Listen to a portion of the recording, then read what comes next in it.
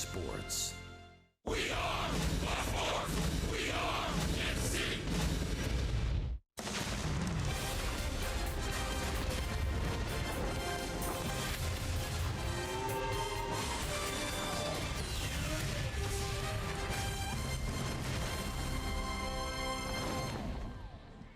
Welcome to St. Louis, Missouri and Busch Stadium for the final game of this four-game I-70 series that is the Kansas City Royals and the St. Louis Cardinals.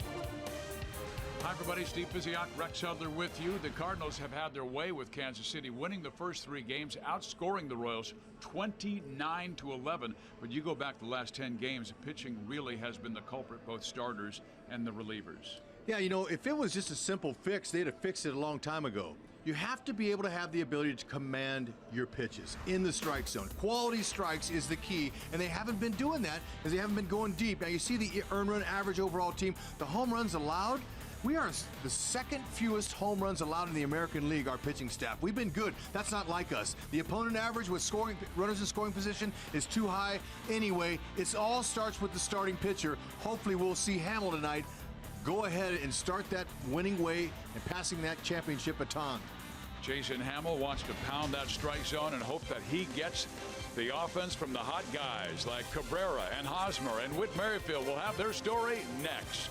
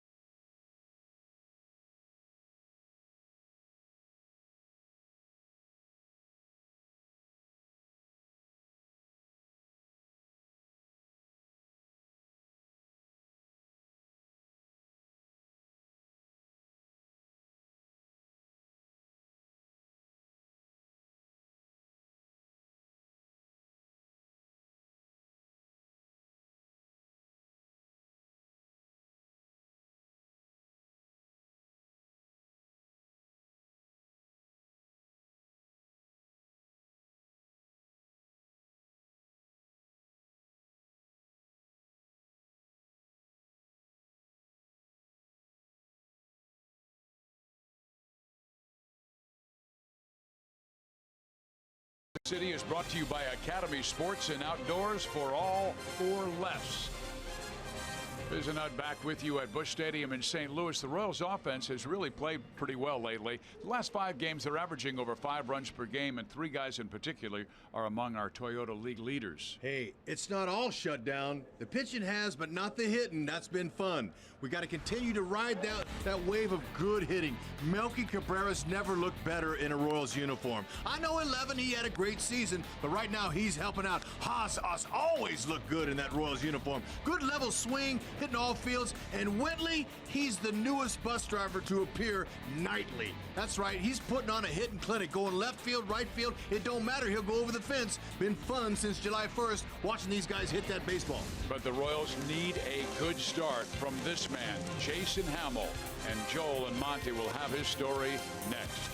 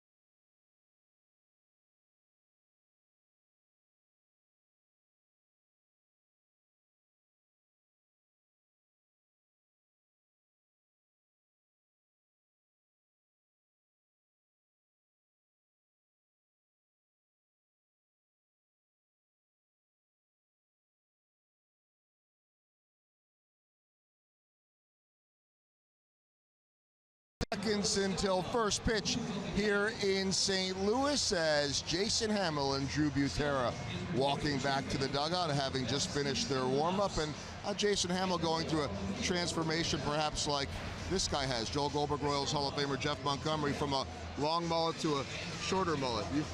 He did go with a short mullet. Go see a new hairdo today. Yeah. More importantly, we may see the same Jason Hamill. If Danny Duffy's considered the ace of this staff and Jason Vargas had the best first half, is it safe to say that Jason Hamill has been their most consistent recently? No doubt about that, especially here the last 5 or 6 starts he's made. You pretty much know what you're going to get, 3 runs or less, and that's a real key. We know if this Royals team is able to score 4 runs, they win most of the time. Keep them down under 3, turn that ball over, get the bullpen back on track. Got a good chance of getting a victory tonight. For a guy that struggled early, he's now tied with Jason Vargas on the team for most appearances of going 6 innings or more. Yeah, that's a real key. Get some depth in here.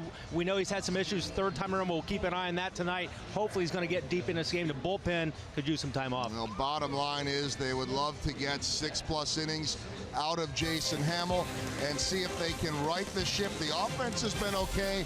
Starting pitching in the bullpen has really struggled, but the Royals will try to salvage this series before heading to Chicago. First pitch coming up.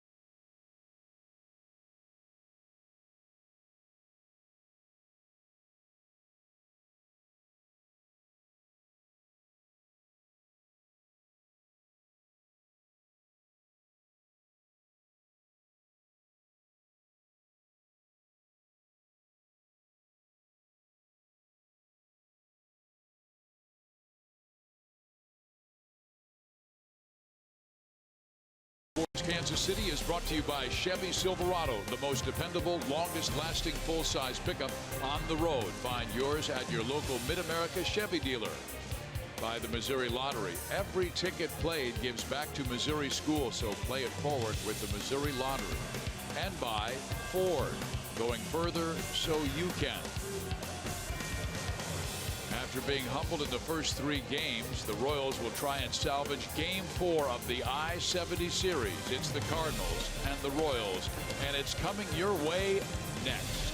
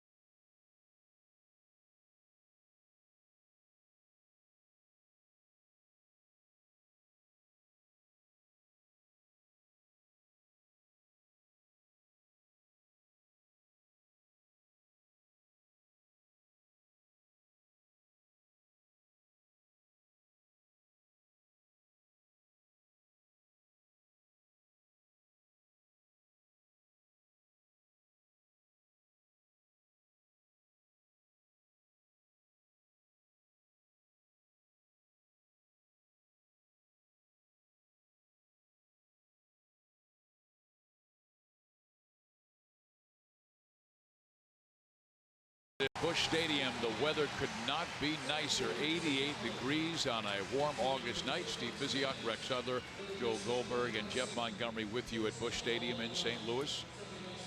The American League Central right now is being ruled by the Cleveland Indians. They have a record of 60-51. The Royals have struggled recently, losing 9 of their last 12 games. They're 4 games back, and right now 1 game back in the wild card chase as well. So they need to figure things out and move on. And Whit Merrifield is a guy who can lead them.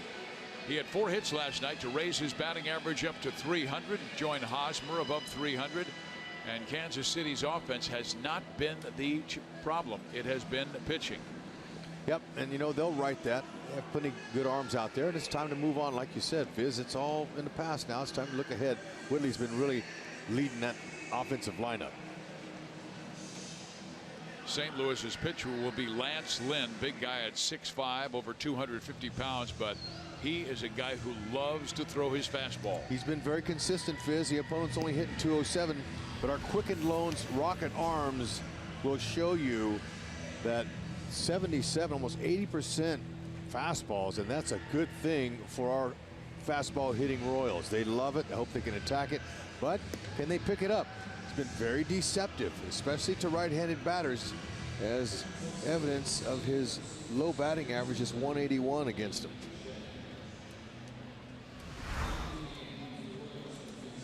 Cardinals on defense. Yadier Molina. Wow, this guy's been one of the best ever. And look at that, 9 straight seasons. That sub-4 ERA, catcher's ERA, pretty good. He can do it, and he's been hitting with more power this year. He's more an offensive threat even. He's caught 33% of would-be base stealers.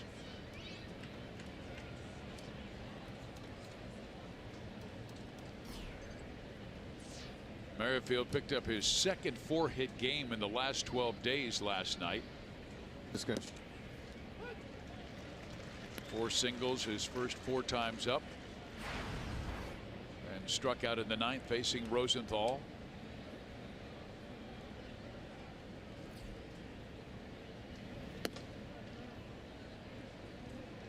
Lynn's a big guy, 6'5", 275. Now some in the Cardinals believe that he could pitch better, maybe -20. But look, he's been pretty successful with the weight he's carrying right now. Merrifield pops it up. Shallow center field. Dexter Fowler is there, and he'll make the catch for out number 1. Royals offense is going to be seeing, like we just shared with you, a mostly fastball pitcher averaging 91 miles an hour. Slider, curve and change. The slider's 14%, mainly fastball slider. He sinks that fastball as well. And he's been really tough on right-handers like Lorenzo Cain. Righties only batting .181. 9 home runs. The Royals have 4 lefties in their lineup, in Hosmer, and then the switch hitter Cabrera, then Moustakas and Alex Gordon back in the lineup. Foul back. Yeah, Low Kane. He was on that first one. 92. Good hitting speed, just like Fizz told you. Look at the opponents against the right-handed hitters. Really good.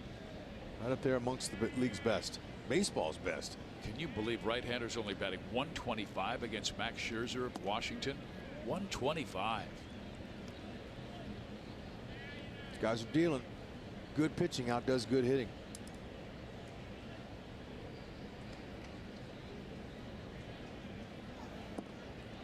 He comes inside. Very quick.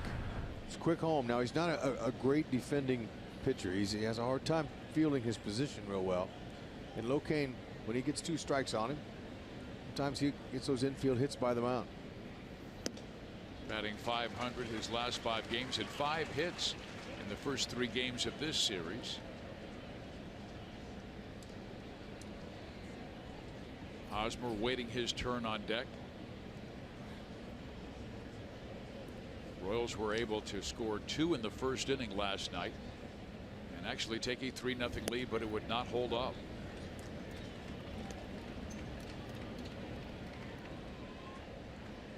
Lorenzo's 2 swings he's had in this at bat have been aggressive and pull, and he wants to hit him out of the park. Let's see what he can do here.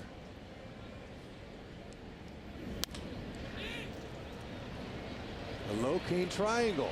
How about it? Drops in right field, and Kane is on with 1 out. Hey, the guys, Monty and Joel in the pregame show, were talking about the Low Kane triangle today. He's been everywhere but the triangle. Now that's not exactly where he likes it, but his triangle is more towards right center. But he'll take it. 3-2. He's hacking. You see the abbreviated swing? That worked.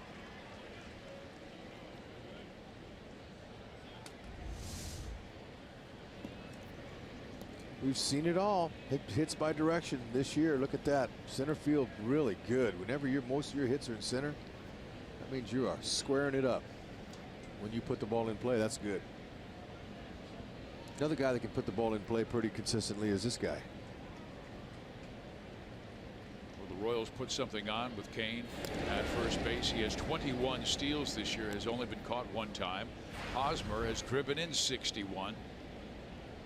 It's possible. But the first inning meat of the order coming up, I'm going to let everybody stay put and see if they can hit one of the seats. Melky or Haas.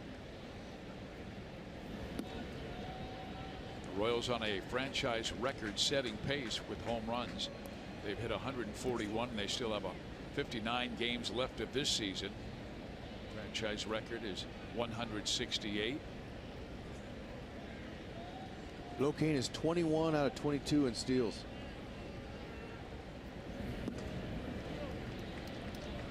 And Lynn can be a little wild. He has the 9th most walks in the National League this year with 49 total, and that's in 132 2/3 innings. The Royals, though, don't walk much. They will go after pitches off the plate. Just like Lorenzo did, 3-2 count there. That was ball 4, but he turned it into a hit. Hosmer looking to drive here. It's off. Okay, now he'll take. Or he may not. It just depends. A hitter of his caliber totally has the green light here.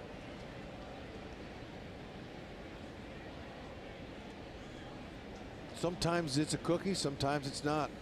But when you take that 3-0 swing, you're trying to hit it right through the arch.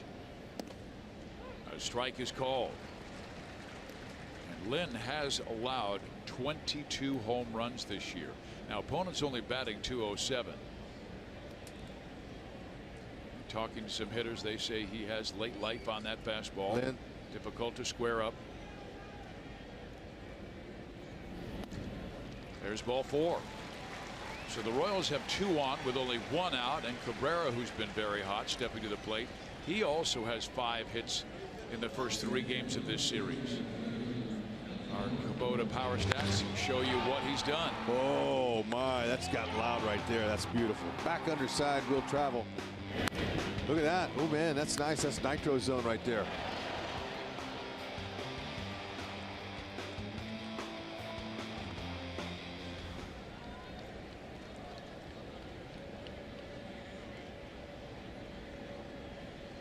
Cabrera with 65 RBIs this year. 2 on, 1 out.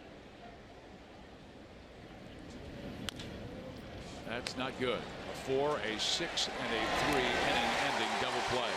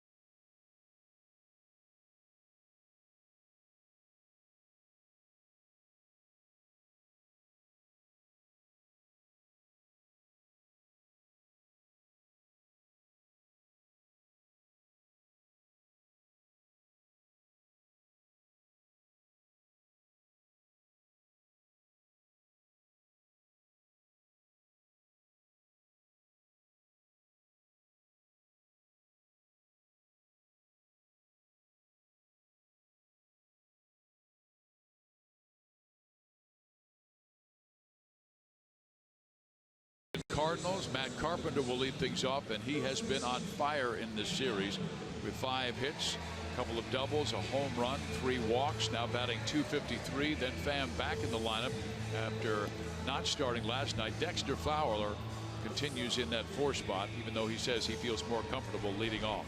Arcia in the driver's seat. This is how hot they've been the last 4 games.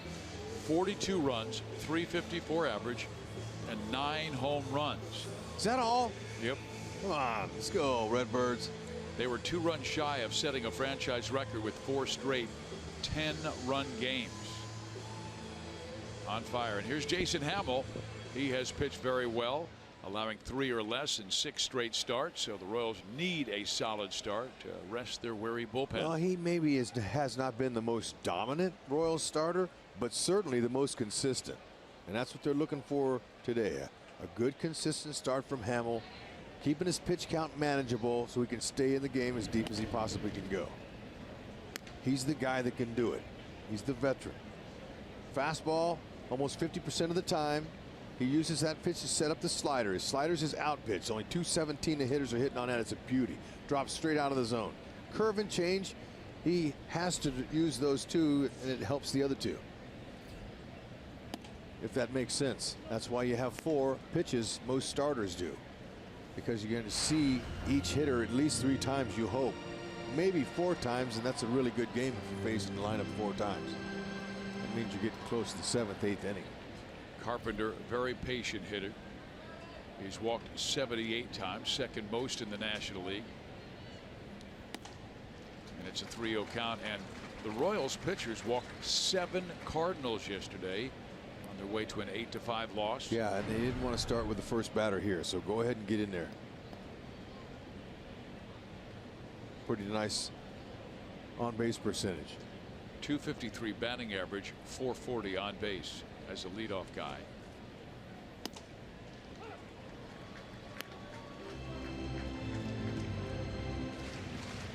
So then again, I look at the runs when I see a guy getting on base. How many runs is he scoring? 63 runs. That's tops on his team.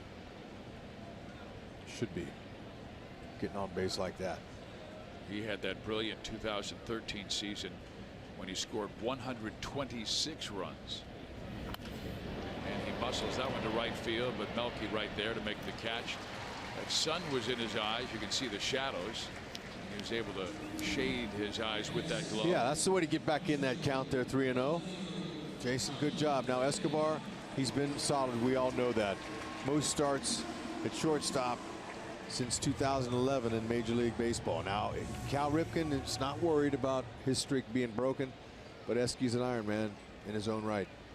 Yeah, last night Escobar tied Baltimore's Miguel Tejada with 284 consecutive starts from April 4th, 2004 through August 20th, 2005 as the last Major League team to have the same starting shortstop in that many consecutive games. He loves it. And you know what? I'd love to be him at times too. Coming to the ballpark every day knowing that I'm going to be the starting shortstop no matter how I'm going with the bat in my hand. That's nice. And that takes an incredible athlete to be able to do that. That's right. But also, you know, in this game of production, when I wasn't hitting, I wasn't playing. Couldn't play that kind of defense though. He's very consistent with his glove and arm. And, you know, when you're needed like that on defense, it's a whole new ball game. The same goes for Haas. Ned's going to play Haas no matter what he's doing with his bat because he helps save pitches and errors with his glove work.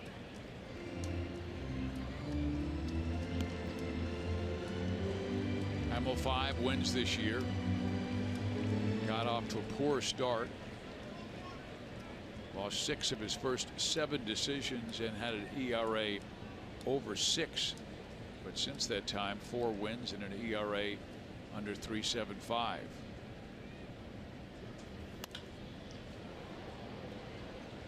Hamel has a beautiful glove. I mean, I like Danny Duffy's. We'll see his tomorrow in Chicago. We'll talk about his glove. But I like this blue. I like this the Rawlings patch's number. But also the most important thing really is that finger. You see that finger? It's got a little patch over it. Lots of times pitchers will give away their pitches if a hitter can see that finger. It's amazing. Just Give me an example. Well, if he's going to throw his curveball and he doesn't have the patch over his finger, he'll wiggle that finger on a curveball, and a hitter will get back to the dugout and say, hey, he's wiggling his finger. Ride the wave, believe it. Get back that winning wave and ride it.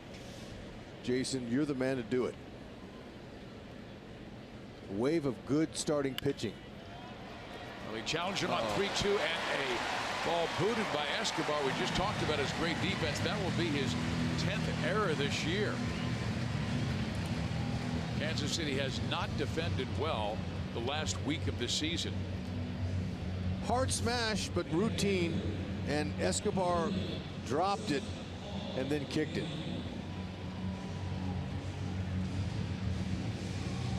Hit in the dead part of the glove, the heel.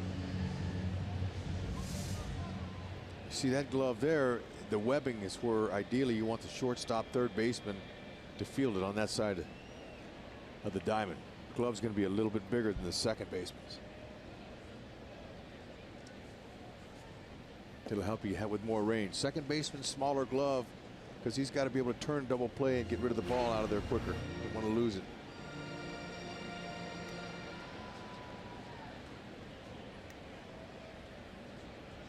Now Paul DeYoung. He went 0 for 5 last night, hitting in the 3 spot.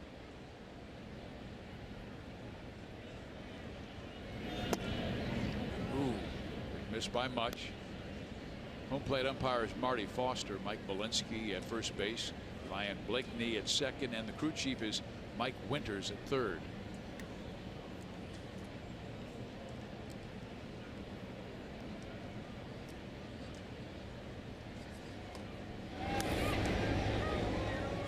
Pham is a threat to go. He has stolen 15 bases in 20 attempts.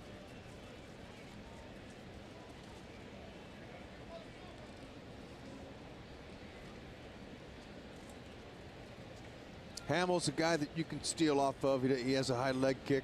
A lot of base runners have had some success this year off of him. And with Salvi out, St. Louis has been very aggressive. And there's a base hit to left field by DeYoung. So similar situation to Kansas City, 2 on, 1 out for the Royals in the first inning, and Cabrera hit into a 4-6-3 double play.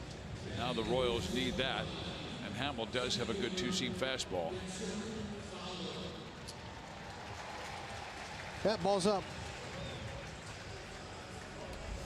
Base stealers, I was telling you about how they steal off of Hamill. They've been successful 13 of 15. And Drew, that doesn't give Drew much of a chance to throw anybody out. Fowler's come off the disabled list very hot. 4 hits, 2 doubles, a triple in this series. He has grounded into 8 double plays though this year.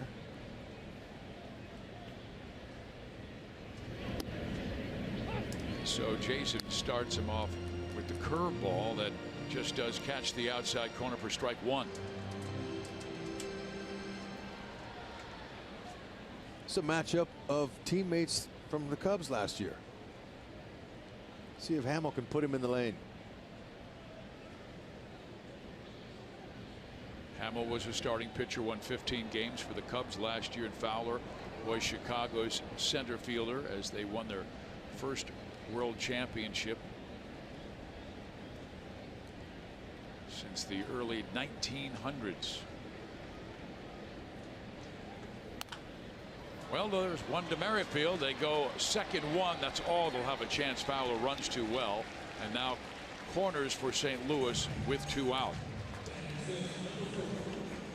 Okay, with Yachty stepping up, we got to show you what happened last night, even though it wasn't pretty if you're a Royals fan. Last night, second pitch from Moreland. Look at him. He pointed to the cat. Yachty did. Kitty Cat said, you know what? I couldn't help it but go to green pasture. Now the groundskeeper's only doing his job. Today he shows up with a bandage on his finger, and then there it was.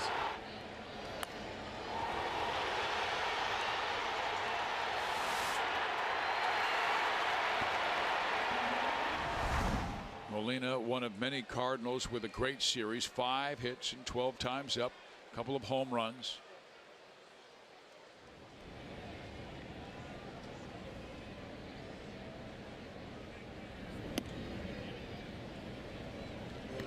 Let's take a look at the Academy leaderboard. It's all about Yadier Molina. Most base hits as a catcher this year. Molina has the edge over Salvador Perez. Perez has been out with the injury.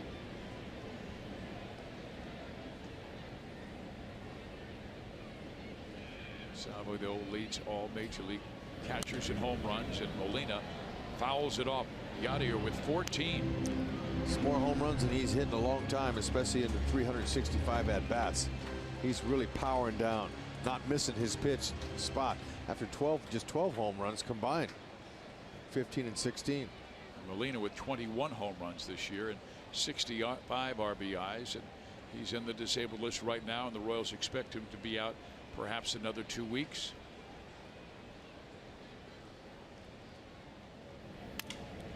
Foul, and it's a 1-2 count. Was nice to come out to the field and see Salvador Perez throwing the baseball today. That's a positive. Earlier this afternoon, beautiful day here in St. Louis. Salvi catching a little sun, saying hello to some of his buddies on the other team. Here's a little strain in the intercostal muscle in his rib cage. McKinney said the swelling has gone down dramatically.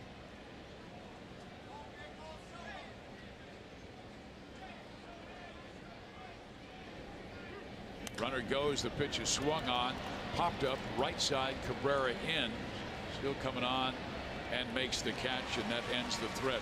Both teams have 2 runners in their first. Neither score.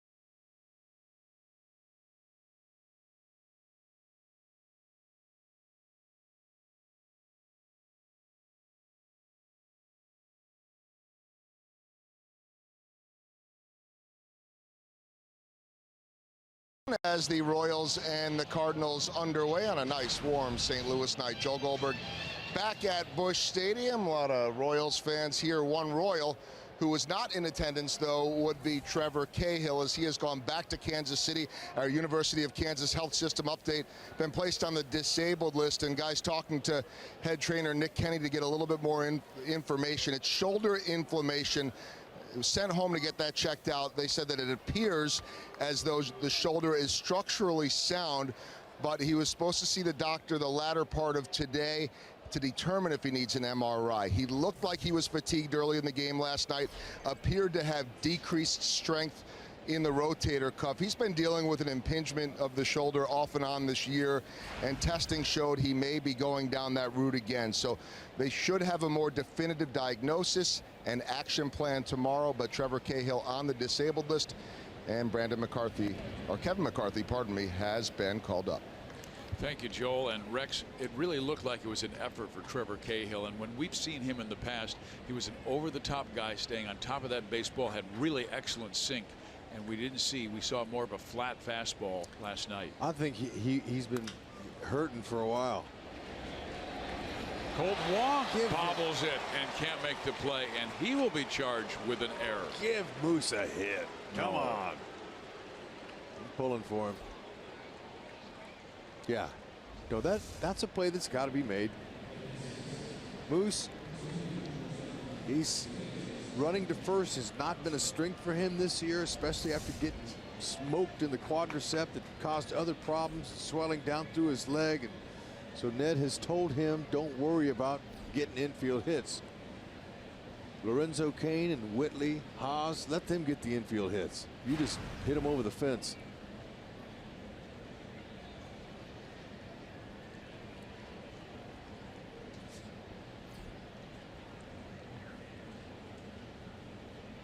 Wong was charged with the error.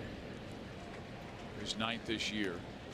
So the Royals with an opportunity, and Escobar, who snapped an 0 for 20 with 2 hits last night, steps to the plate.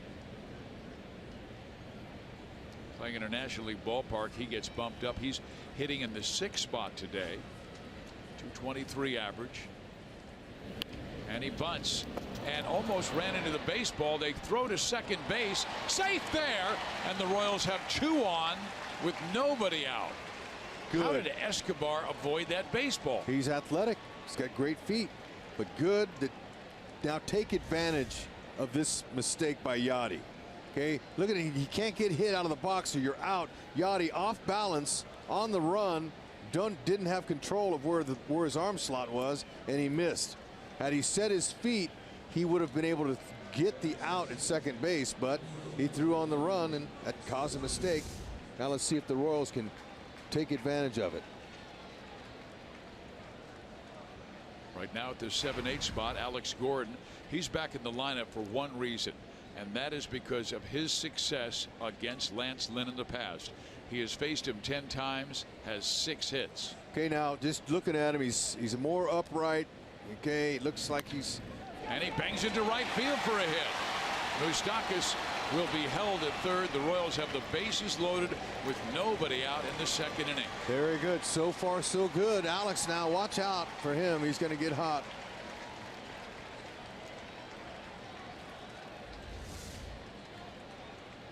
Alex has got his hands up a little bit higher.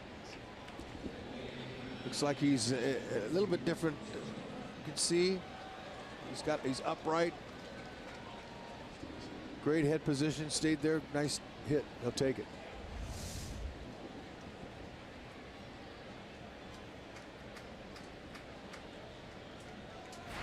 Talked with Dale Swaim today about the adjustments. Dale said, hey, since Alex is in there today, you watch him, Hud. You tell me what you see, and then we'll talk. I said, all right. He looks more upright. Yeah.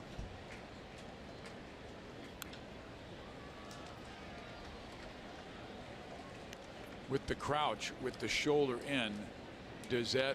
It's tying him up. He was okay. bound up, and he used too much of his trunk. He was turning. He was turning and pulling everything. He wasn't incorporating his lower half. Nothing was in sync. And he was choking with his top hand. He was choking the bat way deep in the palm of his hand, and that restricts you from getting the bat head out. You need a little bit more in your fingers.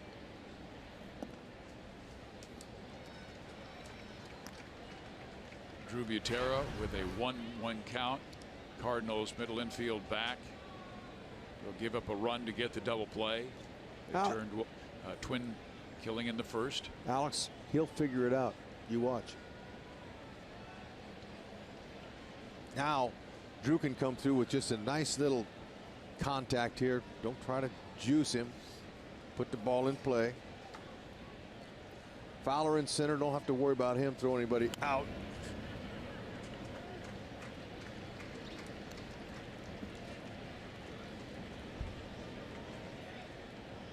Jose Martinez is in right, has a very good arm.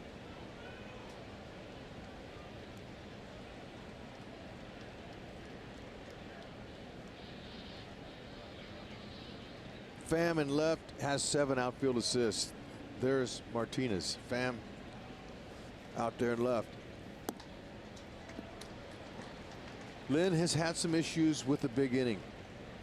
The one thing though, when he has big innings, he's shown that he has the ability to bounce back the next inning and to get back on the beam. He's been really tough his last 6 games. 4-0 record, 1.21 ERA. Now it's a full count, 3-2. This is an important plate appearance for Drew because the pitcher spot, Jason Hamill, is next. So swing. Be aggressive. Be in swing mode. When the pitcher's hitting behind you and there are ducks on the pond out there, you want to knock them in. You can't rely on the pitcher to do that. So widen up the zone. Get up on that plate and be hacking here. It's it in the air. That should be deep enough to get a run in. Ball in. And that ball's going to drop. Fowler miscommunicated with Martinez, and the base is still loaded, and Moustakas scores on the hit by Drew Butera. Rex, could that be because Jose Martinez has not played much right field this year? It's tough, right? I mean, he's in the lineup because he's got such a good bat. But yeah, it's going to have some effect. Playing left field last night, he hadn't played many, just 29 in his career last night. And Drew just trying to knock in the run. You know, that's a ball that's got to be caught by somebody. Too much air under that. Yeah, because Fowler had a long way to go even to get there, and it looked like Martinez would have the play when the ball was struck. But it almost looked like Jose was saying, well, Dexter will take that. But Fowler had too long to run.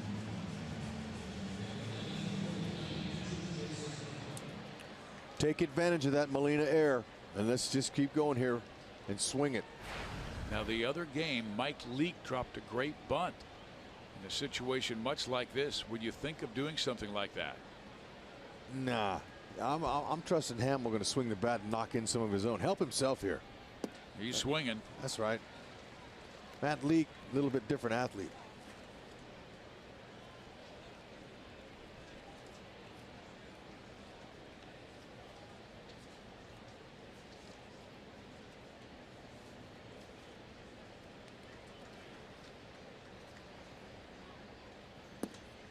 That was Mike Leake in the second inning with 1 out, and the runners on first and third, and he dropped the sacrifice, and Hosmer went home, and the base runner Colton Wong was able to score.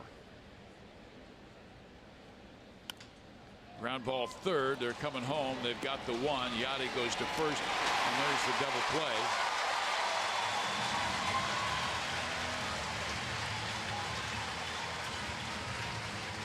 That's what happens. You know, you take a chance, and it just so happens that he topped the ball to Garcia.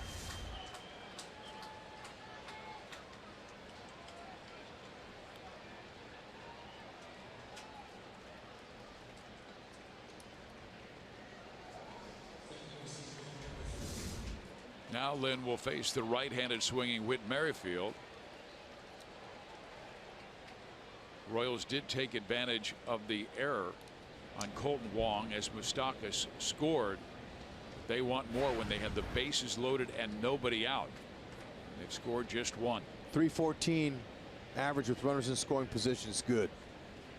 Right man, right spot.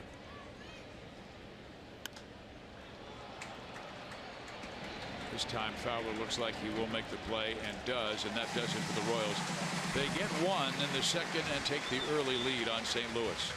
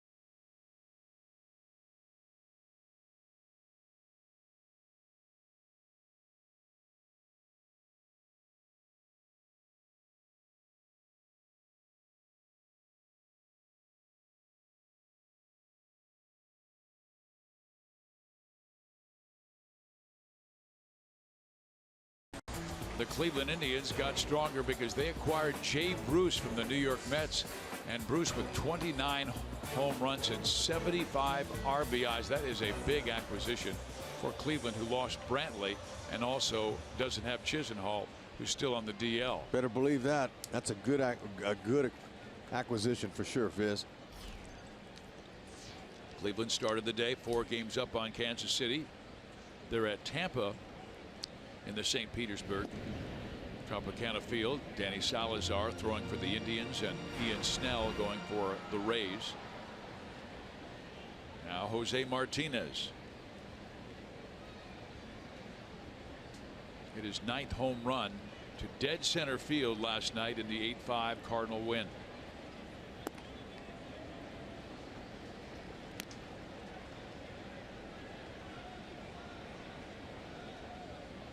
Hamill got out of trouble in that first inning. 2 on, 1 out, got Fowler and Molina.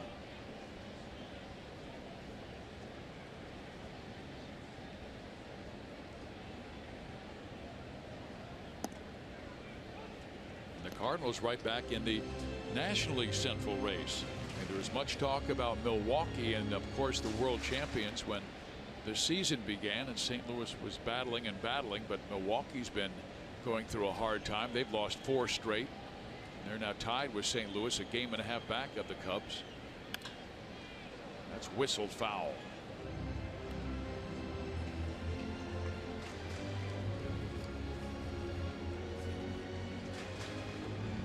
Mike Matheny, who's in charge of these Cardinals and helped them to a world championship a few seasons back. Some thought they might be rebuilding when they let Matt Holliday go and he signed with the New York Yankees. They're very young. Guys like Pham and DeYoung and Jose Martinez and Garcia and Wong.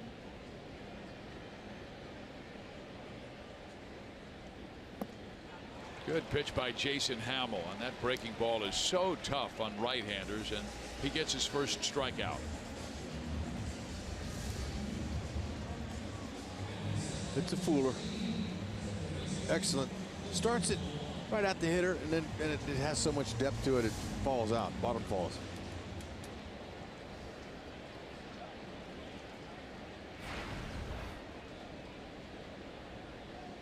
Now Colton Wong upping his batting average near 300.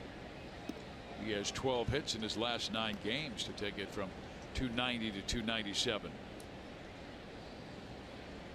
Cardinals very happy to see his bounce back year after he suffered last year and had a slump, only hit 240 after having a solid 2015 where they gave him a multi-year deal.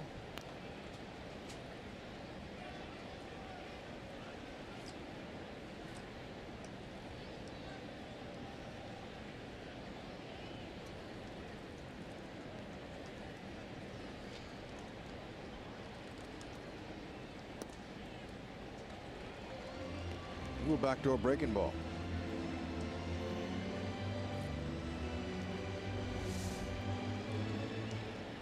Right on the corner. Marty Foster gave it to him. Stay there again.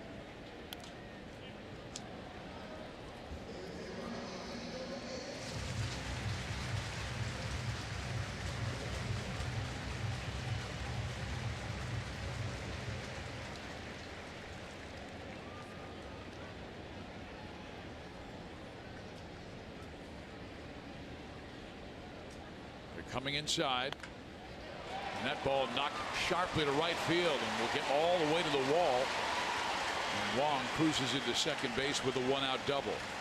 He's a dead pull hitter. I mean, they had the right idea staying away from him. Backdoor pitches there, but he tried to come in. He's looking for that in there, especially elevated like that.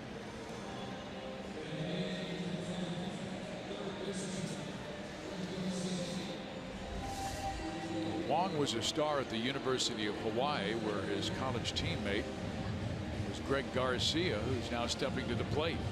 And Garcia, he started game 1 and then did not get the start last night in game 1 here in St. Louis. Third base was occupied by Jed Jerko.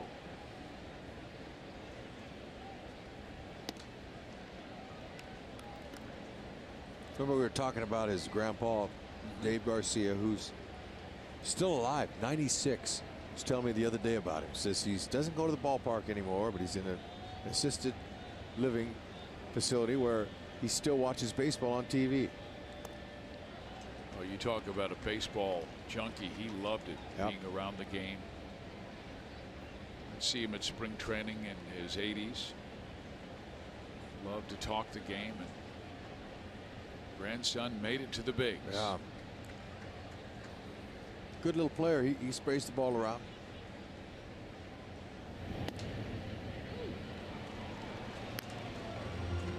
Advantage Hamill as he's able to get that fastball in there for a 1-2 count.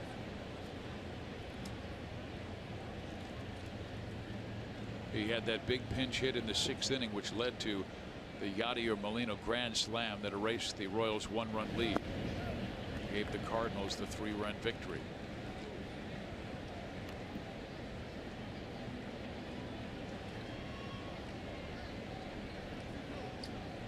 Cardinals have won 5 straight, scoring 46 runs in those 5 games.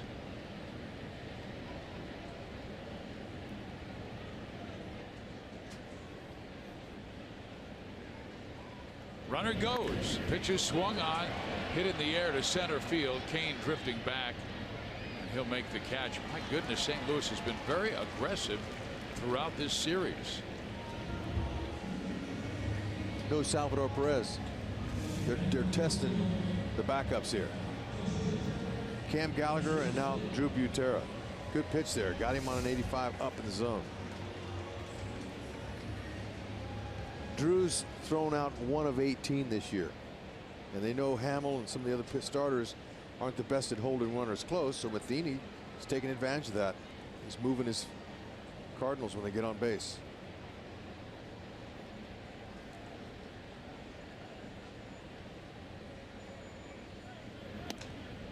And how about Lance Lynn? He began batting left-handed for the first time on July 4th. He has 1 hit and 14 times up since he moved over to the left side. That swing looked like it. It did. Still, you got a bat in your hand, you can do damage. And he went after the Hamill slider. He might deserve another one of those. I would say he earned one too, Fizz. Yeah, you wonder what would influence him to move from the right side of the plate to the left. It was only 2 for 23. Yeah. From the other side of the plate. You know, the breaking ball coming in is a little bit easier to hit, even though it didn't look like it here. Ooh. Looked like Drew got crossed up on that. Yep. He thought it was a fastball coming in, then all of a sudden had shift down, saying, let's go over the signs again. Yeah, watch Drew flinch, but thankfully he caught it. He was looking for a heater.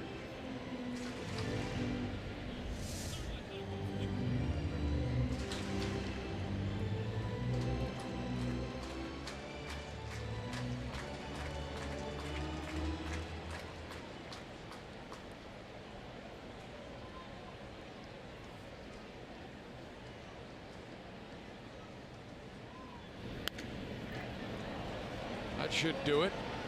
Merrifield throws out Lynn. We are through 2. Kansas City with a 1-0 lead. Lorenzo Cain will lead things off when we come back.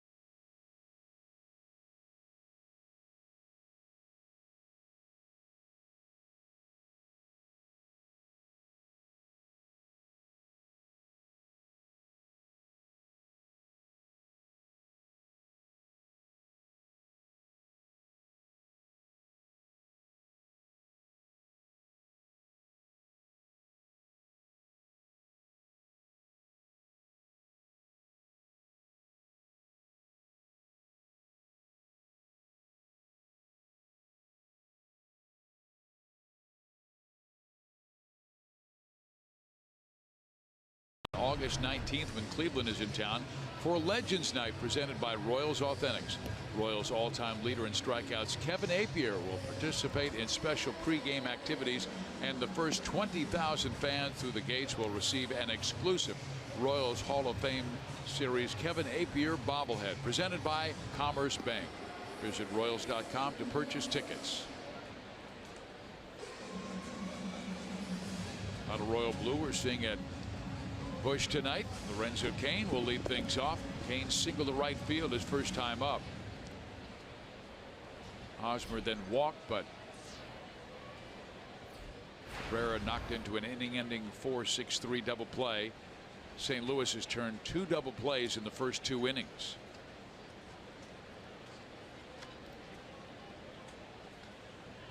Lorenzo picking things up, 4 3-hit games his last 10 days.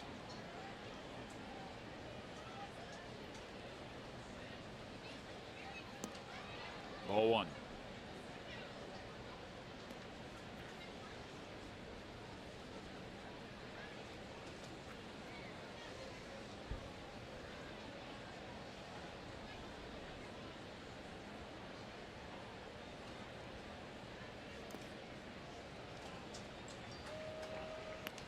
He's wanting to pull him still. Now he had a 3-2 base hit to right field in the little low cane triangle last time up, but early in the count he was pulling. He's trying to pull him. Lynn has a good sinker. Sinker slider. He has some cutting action to his ball as well.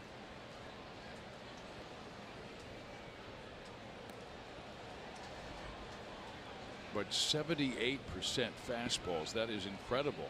I mean, usually when we look down the high, we will usually see a 60% fastballs. He's at 78.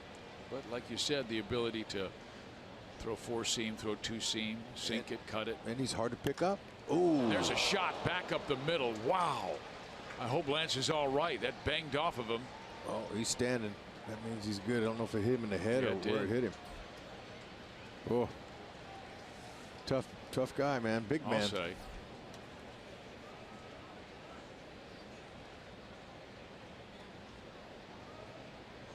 Mike Matheny and the trainer were immediately out there.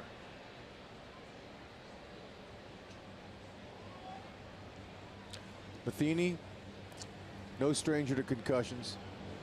Yeah. Catcher for a long time. Looked like it might have hit him on the shoulder, but I guess it could have clipped off his forehead. I'm not sure, but pretty good shot, pretty good smash. Lynn, the tough guy, is he just said, give me the ball. I'm fine. Let's see it again here.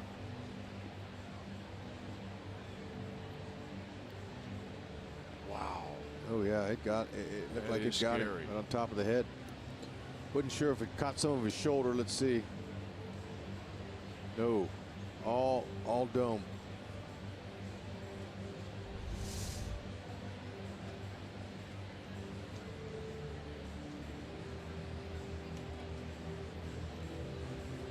This is a young man who has battled a lot, missed all of last year because of Tommy John surgery. He's a great player out of Marion County in Indiana.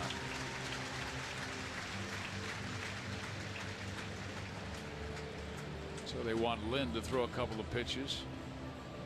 You know, it's very difficult that close, 60 feet 6 inches, to react to any kind of ball coming back to you like that off a bat, but at 107. And we saw one in spring training a couple of years ago. Aroldis Chapman delivered one to Salvador Perez, who hit one square just below his eye. Yeah, now the ball ricocheted into foul territory. It was frightening. Ball Lorenzo hit was 105. And playing in the infield much further back than where Lynn is, it's hard to catch one at that velocity. So he didn't have any time to react.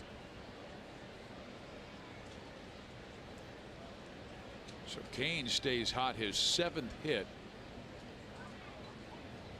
of this series.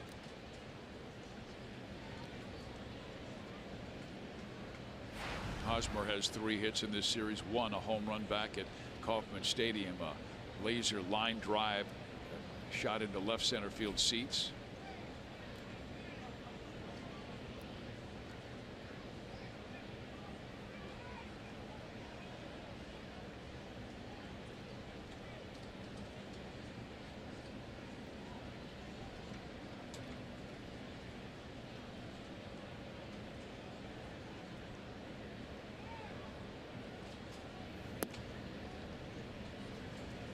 Lynn's awfully worried about Lorenzo Cain over there at first base. That's good for Haas.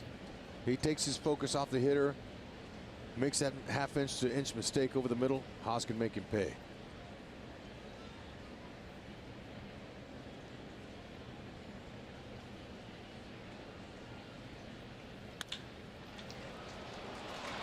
Wong messed up the double play opportunity, allowing Cain to get to second base, and Colton, who's usually very steady defensively, has really goosed a couple early in this game. Yeah, and he still had a chance to get Lorenzo on the rebound there at second base to get the leading runner, but he decided not to. So he picks it up there. He had plenty of time to get the force at second, get the leading runner, and let's see if the Royals can again make another miscue pay dividends against the Cardinals. That really should have been their third double play in as many innings. Well struck ground ball by Hosmer, and here's Melky Cabrera, who hit into a double play his last time up. Lynn has some sinking and cutting action on the fastball, and so trying to get up underneath that and lift it. If Haas would have lifted that, been in the bullpen out there for a homer.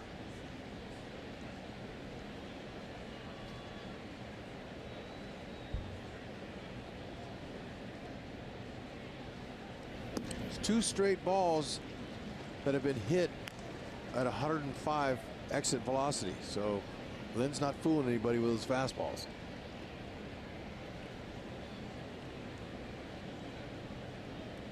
He's walked 1, allowed 4 hits. The second baseman has made an error, yet the Royals have scored just the 1 run. You know, and I told you how hard it was to catch the ball hit at that velocity in the infield, and there was a good example right there. Wong, he couldn't handle it.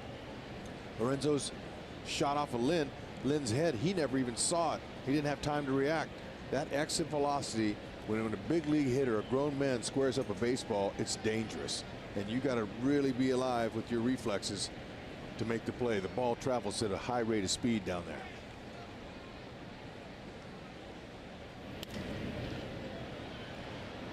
Tough pitch. Melky just flips it out of play.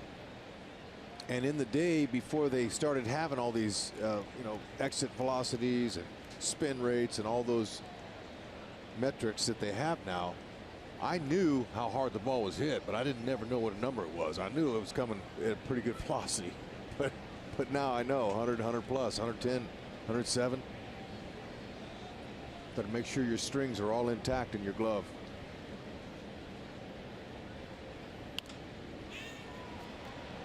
Shallow left, but coming on to make the catch, Tommy Pham tries to double up Cain. He gets back just barely in time, and 2 out.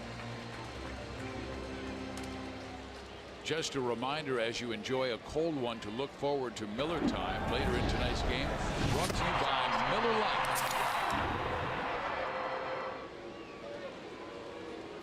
The Royals need a big hit from this guy. He has been coming through of late. Last 7 games, 9 hits, and they will intentionally walk Moose to get the righty-righty matchup for Lance Lynn. We told you, very difficult for right-handers to hit him. They're only batting 181 this year. Lefties 236. That was a quick plate appearance. Yep.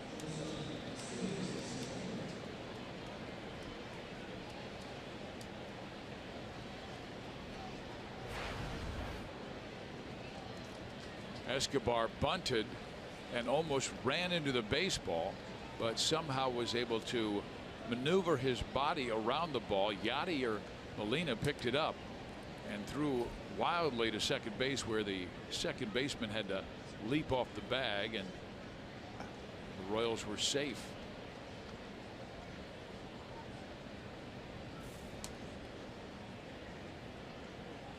Got a little bit too far out in front, but look at that athleticism. Sacrifice, fielder's choice.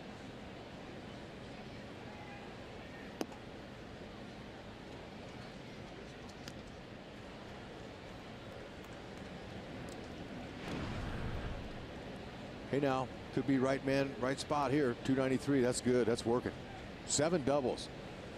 Time to hook one down the left field line then.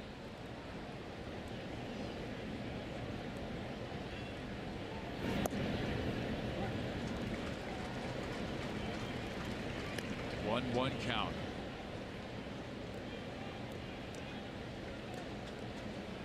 Lance Lynn, St. Louis's supplemental first-round pick in 2008. And at the University of Mississippi, 2 straight years, he was the pitcher of the year in the SEC.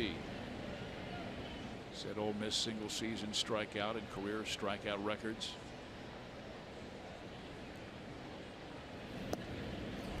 One and two. That at 95. Now they've got Kane in a rundown, and he'll be tagged out.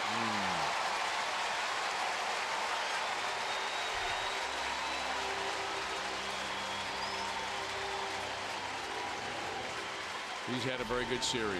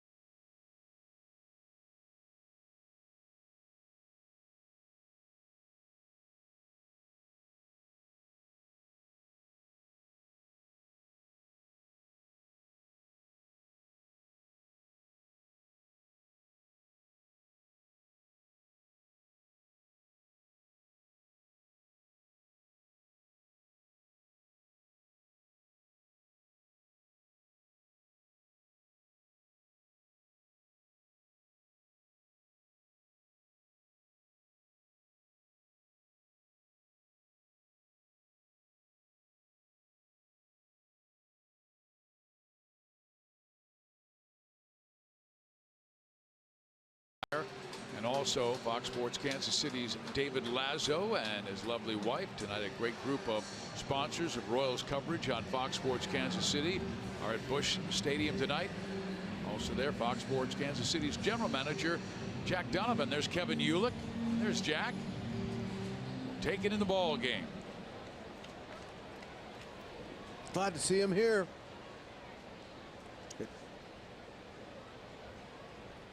Kevin's vice president of the Royals, he didn't have as big a smile because the Royals have not been playing up to his capabilities. But Jack on his left there, see, he's in charge of both the Cardinals and the Royals. So he's wearing 2 hats, or one hat that says K and then TL on the other side. Well, here is leadoff batter Matt Carpenter. Flied out to right field his first time up.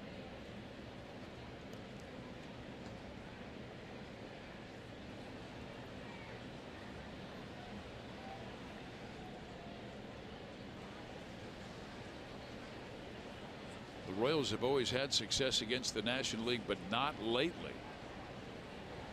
They started this year very well. Pitch to Carpenter is foul back. Royals were 5-2 against the National League in interleague play, but they have lost their last 6, averaging just 3 runs per game, and their pitching staff with an ERA over 7. They'll go back into the American League Central next. Chicago for 3, then out to the American League West to take on Oakland. 2 teams under 500.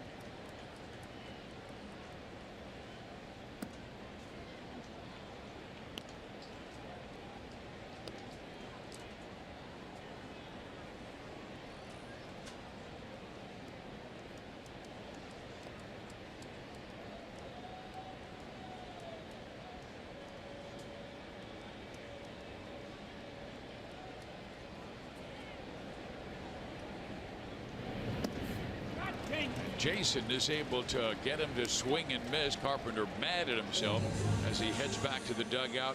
Strikeout victim number 2 for Hamill.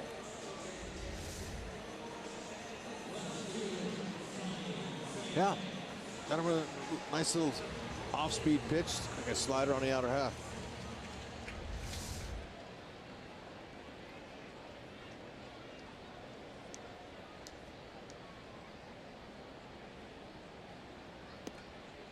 Strike one. We told you the Royals started the night 4 games back in Cleveland. Tribe right now leading Tampa Bay 1-0 at the Trop in St. Pete. That game in the 4th inning.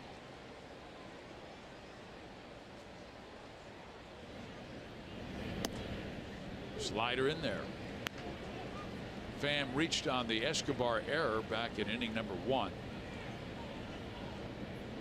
Hamill has allowed just 2 hits, a single by DeYoung and a double by Wong.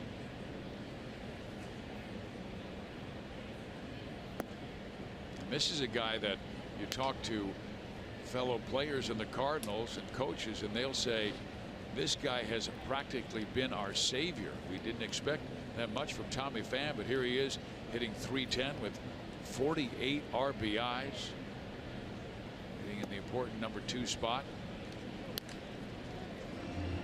Well, he's a long-time Cardinal. Started in '06. It's a long time. He's really paid his dues. 16th round pick. Yeah, spent a lot of time in the system. Escobar gets to it quickly and knows he has to hurry with Pham's speed, throws him out. 2 down in the 3rd. Fans, you can celebrate every fan's favorite ballpark food at the Heart of America Hot Dog Festival on Saturday, hosted at the Negro Leagues Baseball Museum. The event will feature live musical performances in concession areas serving all the specialty hot dogs your stomach can handle.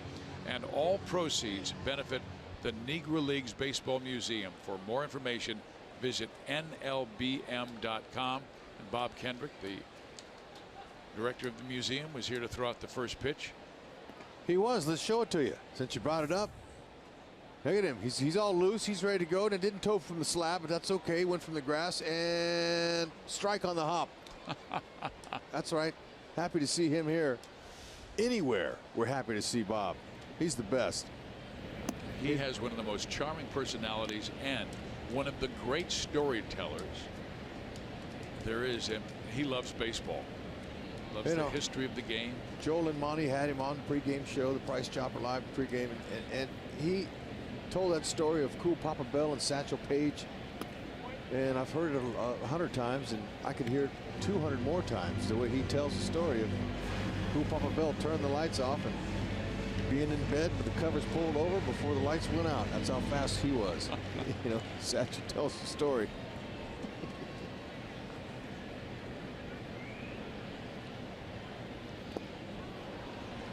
Swing and a miss. And there's the Cool Papa Bell statue out in front of Busch Stadium. And the other story is Satchel tells the story. He hit a screaming line drive up the middle, and he was at second base when the ball went over his head. Yeah, he can. That's fast. They say he was the fastest baseball player ever. That's saying a lot. And he brought the Stars exhibit with him here in St. Louis. So Josh Gibson hit over 800 home runs. But how cool it is for us is to tell and to say that the Negro League Museum's in Kansas City. Exactly. We had a lot of the greats there, including Satchel Paige and Jackie Robinson. And there's a swing and a miss, and a fine 3rd inning for Jason Hamill, his best inning yet. Gets him in order and strikes out 2. Escobar will lead things off.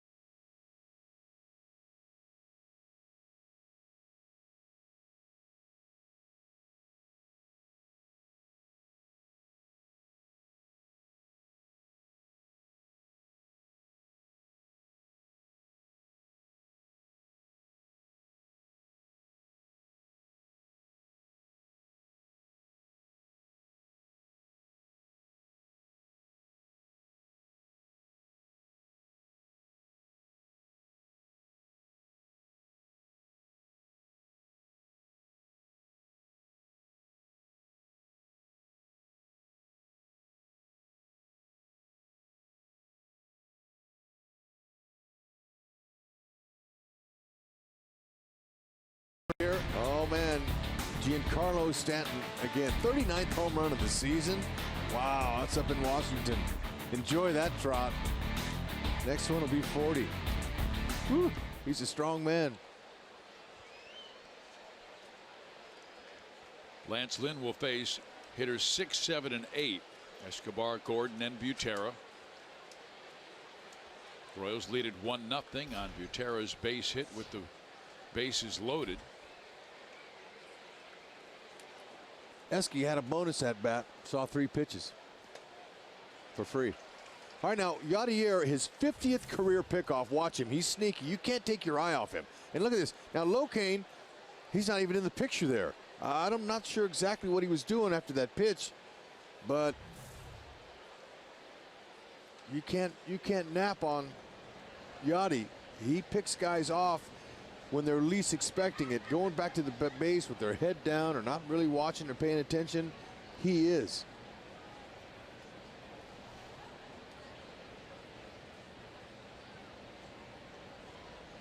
Royals just not firing on all cylinders, both physically and mentally, it seems like. Usually they're fantastic defensively. They've still made the fewest errors in baseball. Now Escobar goes down quickly. All right, let's just show you a little bit. Sammy Abramson, he's our outstanding technical director in the truck. Left is early. This is Alex early. This is him tonight. Okay, let's check the two. The bent over. Just check his waist here from here down. He's standing more upright on the right side. See this knees bent right here. He was having a hard time with his lower half. Hopefully he'll be able to see some fruit of that and get some hits.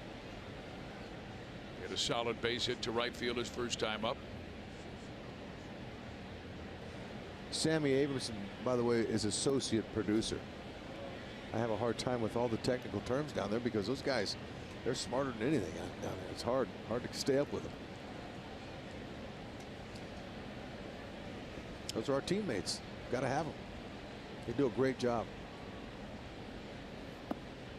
Guys in the truck. We're going to Chicago. They've got a great broadcast school in Northwestern, and they've invited you over for a 2-day trial. Why didn't you put me in it my first year off the field? I could have benefited from that. I'm the one who filled out the application to Northwestern for you. Hey now.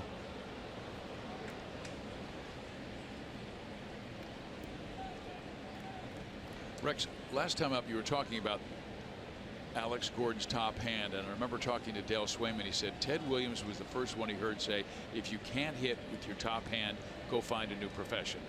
Wow, that's impressive there. But what Alex was doing was choking the bat with his top hand. And there's another. Okay, he's got a base hit, a walk, and a knock first time back. Now if he was done the rest of the day, that would be good. But you know, he's gonna figure it out. He's too good not to. But that top hand, if you choke the bat by putting it all the way in the back of your palm like that, it's not as free. It restricts you from when you get extended out there. You want to be able to have it in your fingertips a little bit so you can stay with it and follow that bottom hand and stay in the middle of the field. That's going to be his key to get his average up.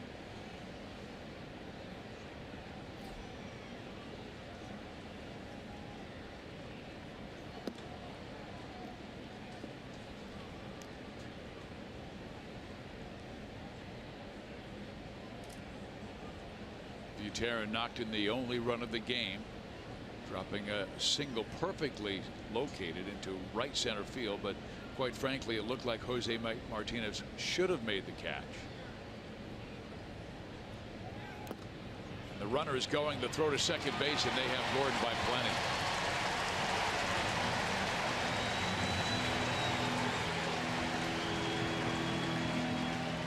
Okay, now a hit and run, if that was what that was, Drew has really got to concentrate on getting a piece of that ball to protect Alex, because the base runner is not trying to steal the base. He's just trying to get in motion, and the hitter's job is to put the ball in play and make him get him over the third base. But Drew got a tough pitch to handle.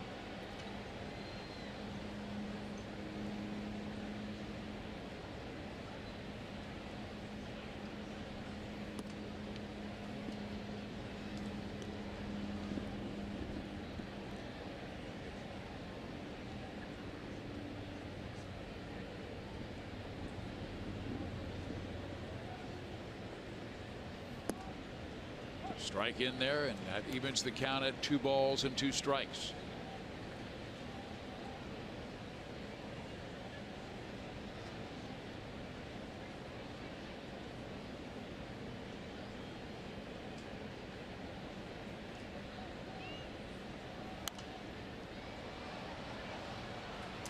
Kansas City needs to win to avoid just the 2nd winless season series all time versus St. Louis.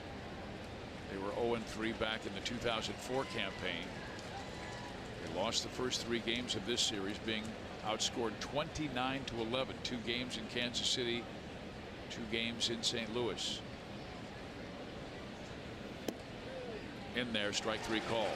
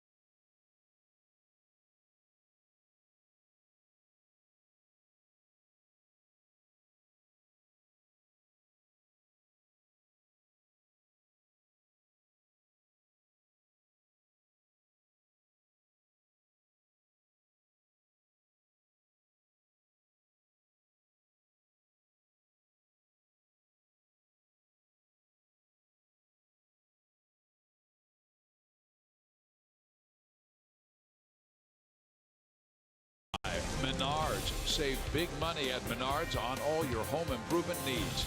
And by Thoroughbred Ford. Every day there's a great deal waiting for you at Thoroughbred Ford. Steve Physiak, Rex Hudler, Jeff Montgomery, Joel Goldberg with you at Busch Stadium in St. Louis. A lot of Royals fans dancing around enjoying this one. Royals lead it 1-0. Jason Hamill back to work. They'll face Dexter Fowler, Yadier Molina, and Jose Martinez.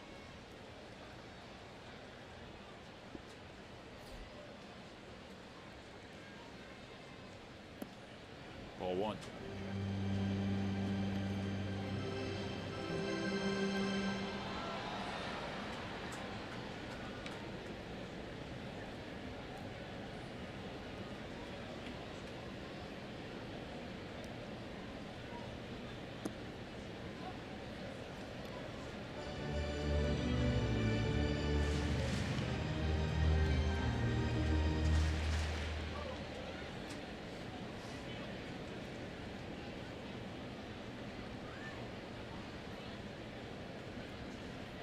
Rex, I know you sat down, had a long discussion with Jason Hamill the other day. Can you tell us a little bit about your conversation? Yeah, you know, it's during the course of the season, I like to spend a little bit of time with some of these guys and talk about, you know, their pitching mechanics and where they've been in their career. And Hamill, 10-year veteran, he's been around. I asked him about what it's been like for here being in Kansas City. He said, you know, when I got here, we were still grieving and mourning the death of Ventura, and how that was an awkward situation to come into. I felt a lot of pressure. I was trying to overthrow. My mechanics were off, and thankfully they had Dave Island here, who already knew me. He already had been watching tape and watching film on me, and he said he had a pretty good idea about my mechanics. And then when I was overcorrecting and I was trying to, you know, turn my upper half over, and I was throwing across my body, it wasn't working, and Dave helped me to settle back and to get back into the groove again. And then once I was able to make that mechanical adjustment, then the mental confidence kicked in, and that muscle memory, it came on. But he says he credits Dave Eilerman a lot for helping him in his transition to becoming a Royal.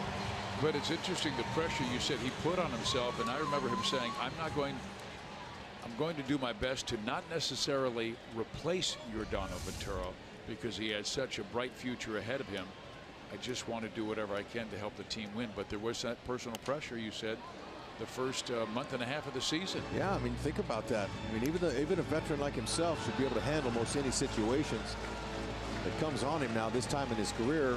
But still, it was new. He'd never joined a team under the circumstances. But the mechanical thing was one thing, but then the confidence was the other. And now he's been the most consistent Royal starter, and that's exactly what they need. They need a good start here. Yeah, he's allowed 3 or fewer runs in 6 straight starts. Pitch count, 64 is not too bad, but just trying to get some more outs, that's for sure. Yeah, opponents, when he has passed 76 pitches, have a batting average over 350.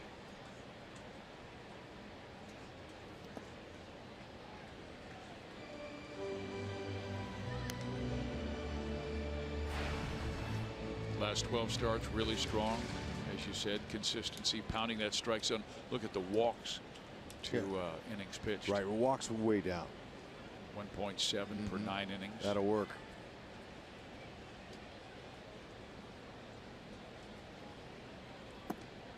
Check swing, did he go? He did not.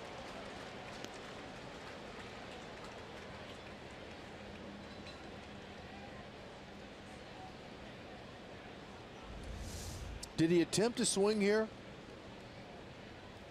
I would say so. I would too.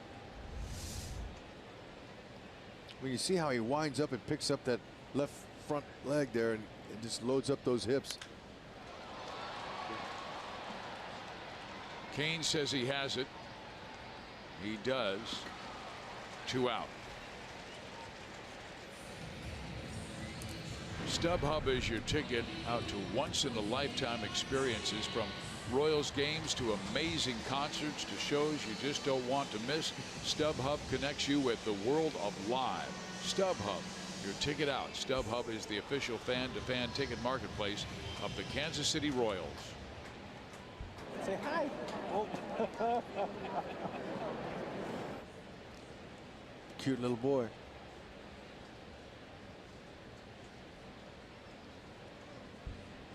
Now the wiggle monster, Jose Martinez, guy who looks like a praying mantis at the plate, moving around, waiting for an insect to come into his location so he can strike it. That's interesting analysis. Well, watch him. You've been spending a lot of time with your granddaughters, haven't you? Yes, I have, and they're going to be home when we get back. All right. No, it's all about the comfort level, and when you're moving your body around like that, it doesn't matter. Oh, that's a tough one off the chest.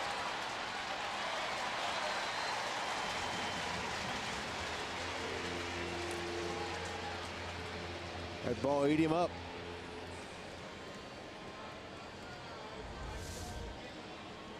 He's got a big flamingo leg kick. That ball had topspin on it. Moose just couldn't square it up in his glove. Tried it on the rebound, couldn't find the handle. They'll charge him with an error, but that was a tough one because he was expecting it to stay down, and it hopped so far up, all the way up to his sternum. Stayed in front of it. That's why they call it the hot corner. The Royals with 2 errors in the game already. 49 this year, still the fewest in the major leagues. Runner goes. Runner is safe.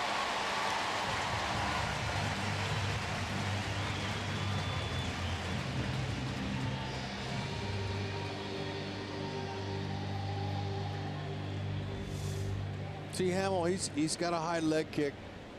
Drew got a decent pitch to handle. If the ball was perfectly thrown on the bag, he might have gotten it. But you steal off the pitcher, not the catcher.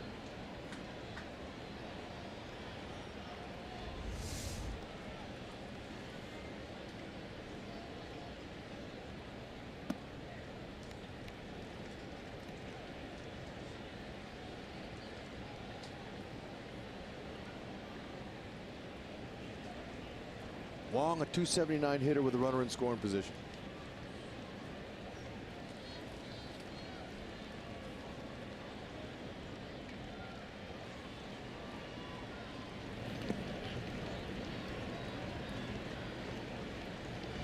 Hamill's been good in this situation. Now he's down 3-0. The count here, but 164 opponent average with 2 outs is good. Good for 5th best. Melky in right has 9 outfield assists. Gordo in left has 7. There is ball 4. First walk issued by Jason. Drew Butera is asking Marty Foster, excuse me, sir, but where was this one? Man, that caught a lot of the plate. And Wong, you see, he thought it was a strike too. He didn't even leave the batter's box. Well, I have said for a long time the only one who can speed up the game is an umpire. You got to call a strike. Make the guy swing the bats. That'll make the game move along. I agree with that. Call more strikes and tell the hitters, hey, look, you know what? The zone is a big zone, so you better be hacking. Hitters aren't going to like it. There's an old-time umpire back in the 1940s who would tell the batters, fellas, I miss on the close ones, so you better be swinging. That's right.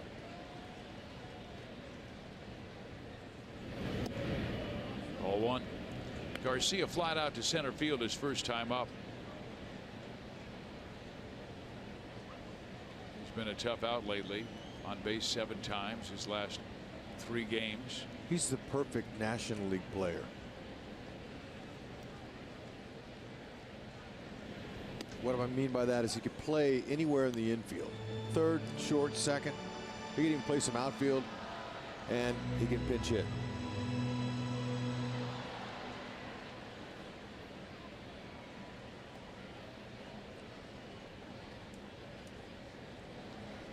Has decent speed.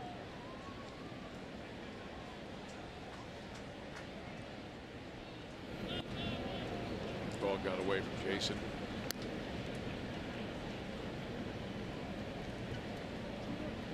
Pitcher spot is next. He wants to get this out here, so pitcher has to lead off the next inning like Hamill does.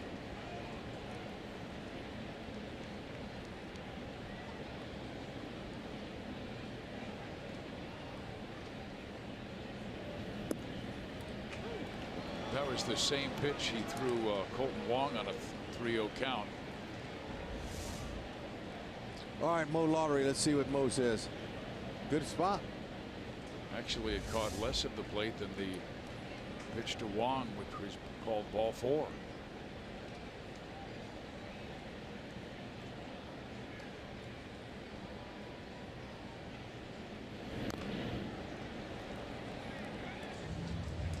A lot of pitches in not even 4 innings. Yep. 2 away from 80. This inning here is run up his pitch count, and that's not what they want in order to go deep in the game. That's been a problem for the starters. Well, the 2 errors have allowed a higher pitch count. An error by Escobar in the 1st inning and an error by Moustakas here in the 4th. Yep. Dave Island has his hands full. The Royals did get some help from the minor leagues today, calling up Kevin McCarthy. He's well rested.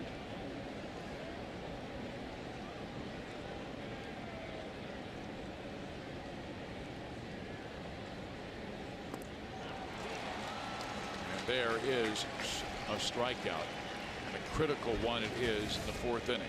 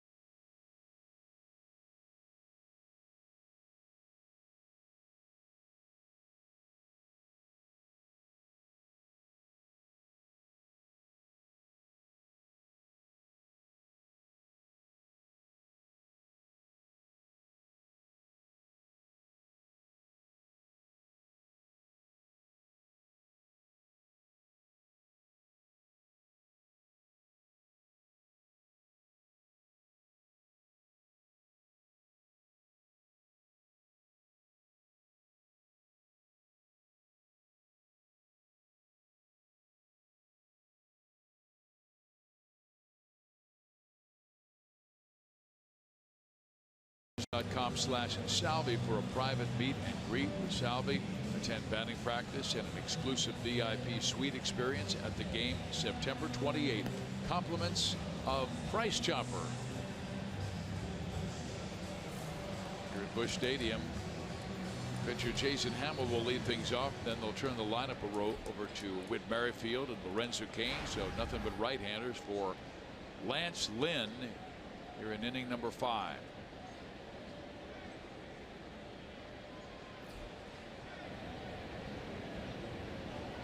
Royals with 4 hits, Cardinals with 2.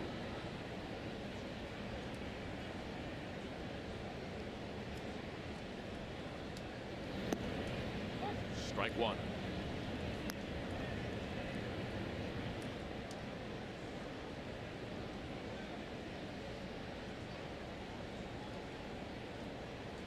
Three times Lance Lynn has won at least 15 games in a season. Career best 18 in 2012. That's when he was a National League All-Star. That was also a year the Cardinals won the World Championship. He was a big reason why.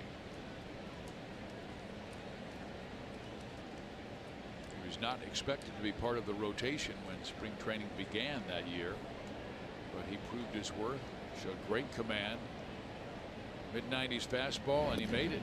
Won 18 games that year, struck out 180 batters in 176 innings.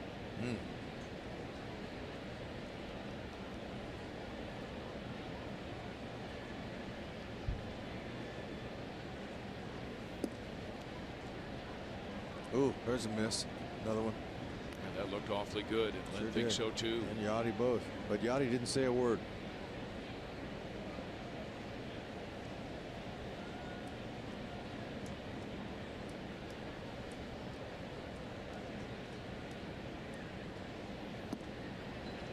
And he does come inside at 93 miles an hour and gets a strikeout. That is the 3rd Royal he struck out in the last 4 batters. Time now for tonight's sprint trivia question. Name the 4 Royals to hit over 300 in a single season as a second baseman. Well, Whit Merrifield started the night right at 300. He is 0 for 2 twice flying out to center field. Had 4 hits yesterday to raise his average to 300.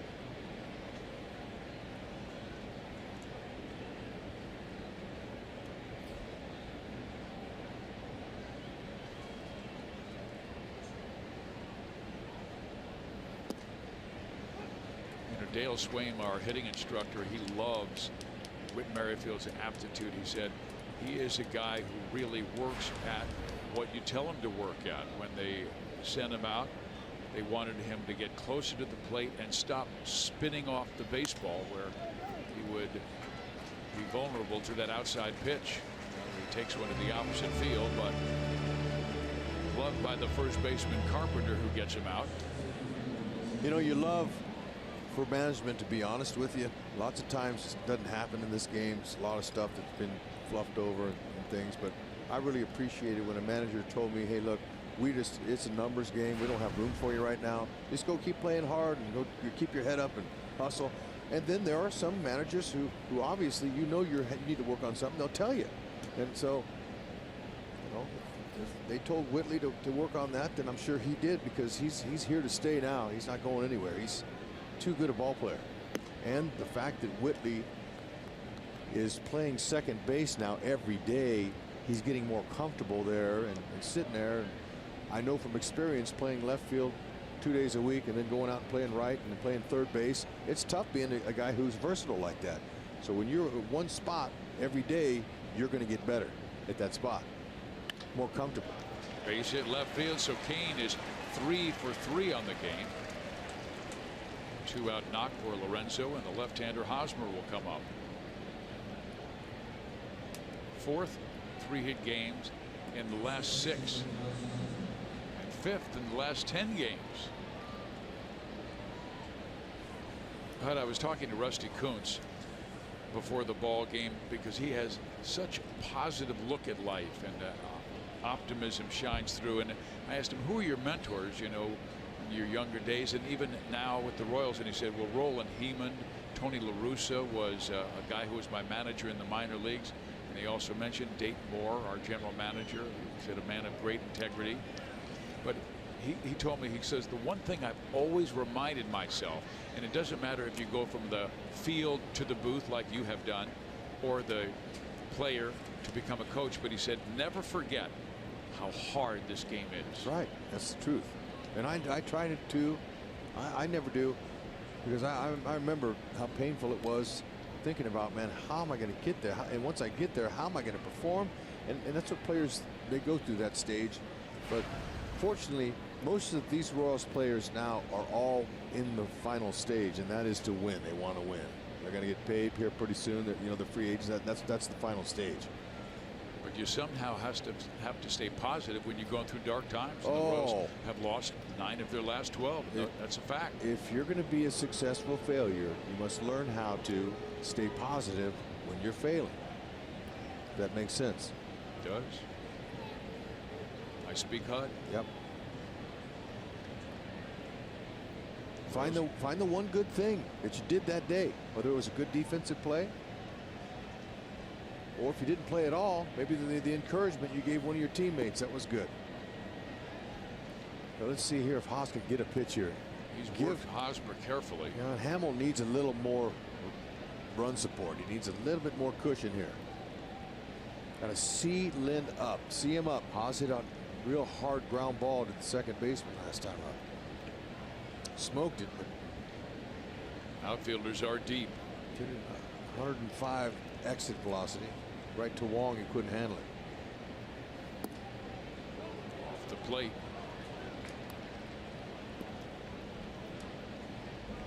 Lynn gave him Marty Foster a little body language there. Close one.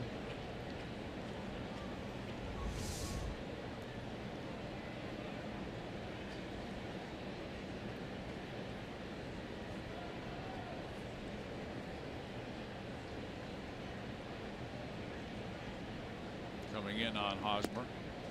Tight. 3-0.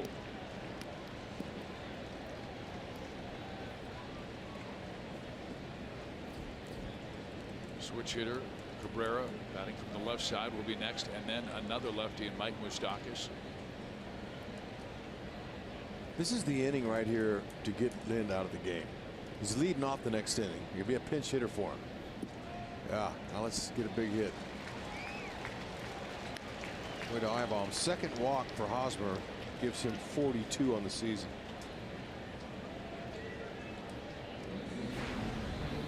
Here's what you're looking at: first, second, third time through. The Royals, they are on their third time through. It's time to get him out, and if they can get a big hit, that'll happen. Melky is hit into a double play and popped up to left.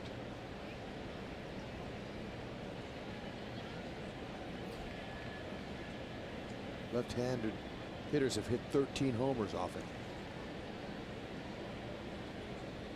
Cabrera had a big home run in the 5th inning last night, and that gave the Royals a 5-4 lead.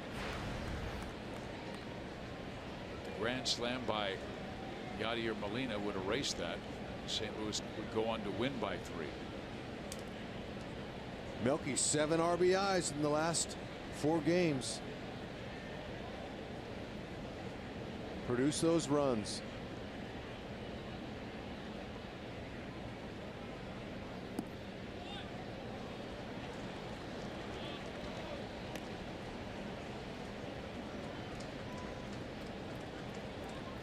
Lynn's body language is not saying very good things right now, and Yachty sees it, so he's going to take a slow walk out there. I'm sure Matheny sees it, so he's going to send Derek Lilliquist out. And I was reading an article about Lance Lynn. He said a couple of years ago he had to have a discussion with himself because he let mistakes by defenders affect his focus on the mound, or an umpire's bad call. He had to realize that was just part of the game. You're right. Who's holding that meeting right there? Yachty is. Lilliquist just came out and was a part of it. Yachty was holding court. He's one big hit away from getting in their pin, although there's not a Cardinal up yet. Just 73 pitches thrown.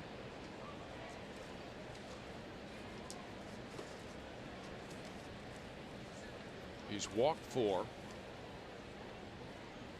Royals have 5 hits. They've had base runners in every single inning, but just the 1 run. Strike.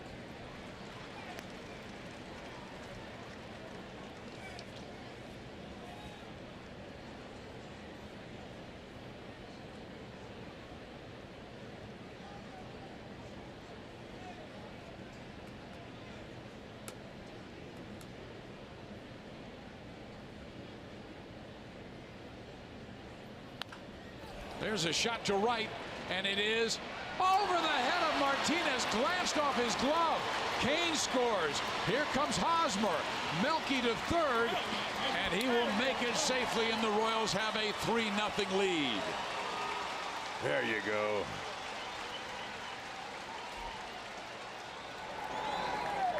Melky had 1-0 left in his hit line, and he hadn't had a triple all year. He'll take it there. That's a 3-bagger. And not well played. This was a ball that could have been out of the inning. He over pursued it. Not an easy play by any means, so you can't give him an error on that. I wouldn't anyway, but that's a ball that could have been caught. It hit on the heel of his glove, so he just overran it. Cabrera's first triple this year as he does get the hit. He now has 67 RBIs in the year. Exactly and what they're going needed. to intentionally walk Mike Moustakas for the 2nd time. That's what the Royals needed.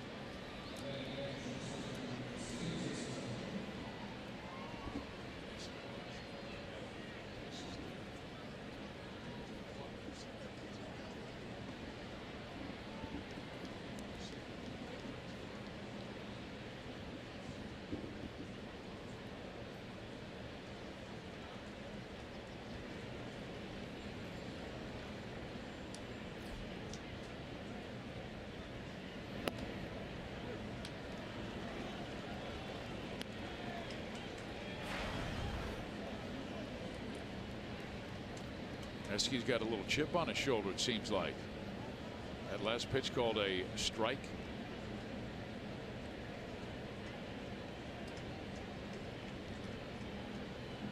Hitter in front of him twice now has been intentionally walked to get to Escobar.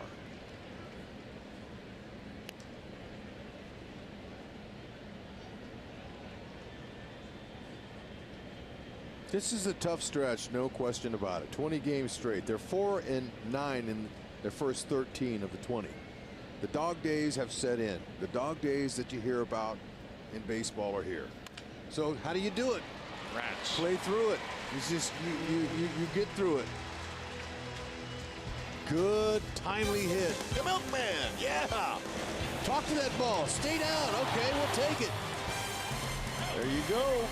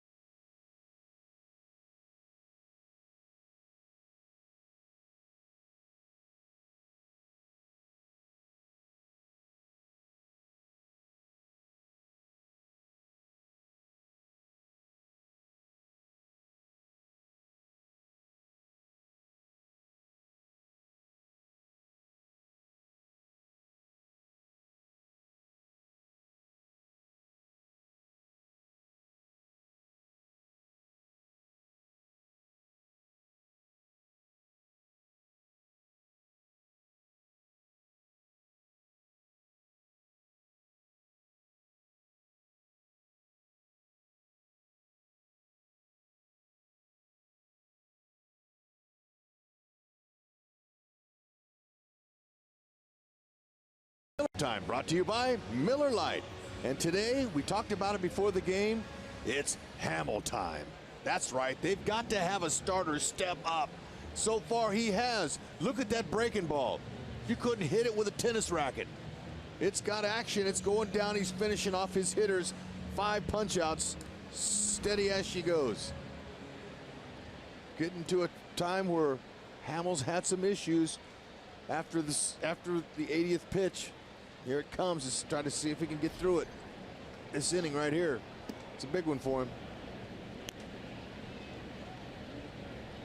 Lance Lynn will stay in the game. Thought they might pinch hit for him after he had struggled, allowing base runners in his first 5 innings. That's good. We're happy he's staying in.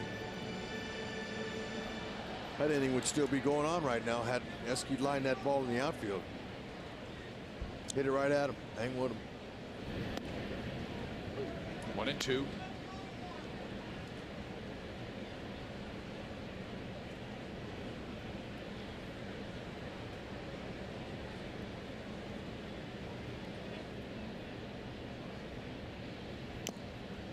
Out off.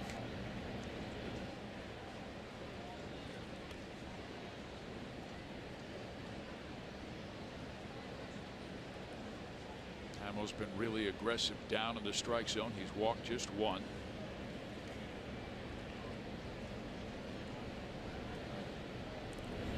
There you go. Good slider, struck him out. That'll take us to our sprint trivia question. Name the 4 Royals to hit over 300 in a single season as a second baseman. How about Mark Grudzielanek? Hey, how about Albert Cayaspo? You're kidding me. You Come got on, it. huh? Alberto Well, Cayaspo. Let's go. Oh, Yeah, looky there. Offerman and Cookie Rojas back in 1971. Oh, I would have never got Cookie. We did get Grudzielanek. I thought about Grudzielanek. I had him written down here, and I didn't get it out in time. And I'm sure many people would have said Frank White, but I was thinking, I don't think Frank ever hit 300. I got a little too wrapped up in our game here tonight for the trivia question. Score. But that's okay. The question's for the fans. It's not for us, even though we like to guess. Let's see. Hud, you're one of those people who always says, I'm tired of talking about me. Why don't you talk about me? That's right, Fizz.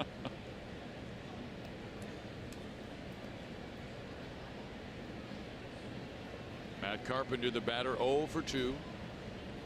Hamel has got him on a fly ball and struck him out swinging. Fouled back. Or exactly left field. And Gordon is going to take care of it. And let's go to Joel.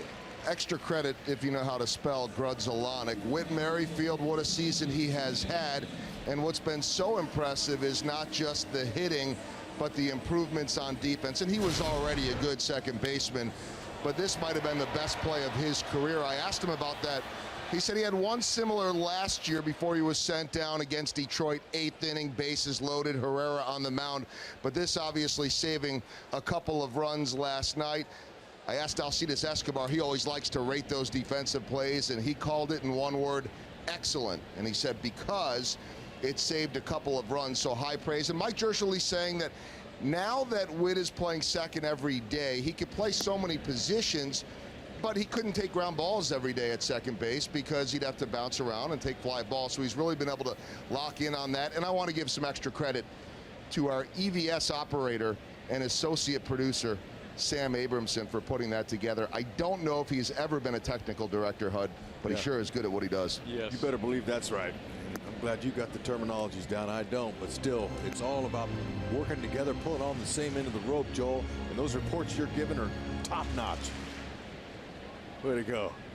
And Whitley, hey, I asked him too, Joel, about the belt. I said, don't be afraid to get the nylon belt, okay? It's a lot more flexible, versatile. It's a little leather. He goes, you're not going to see that. I'm comfortable with the leather belt.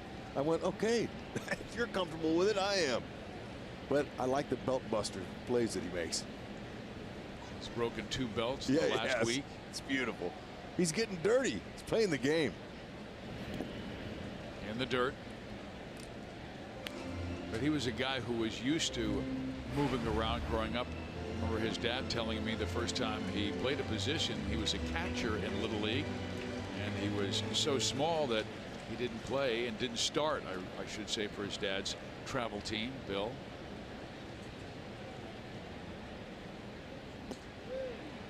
in there. Strike 3 called. So 5 excellent innings for Jason Hammel. And he has struck out 7 St. Louis Cardinals on this Thursday evening. It's Hamel time. Keep it up. And fam, you got to go.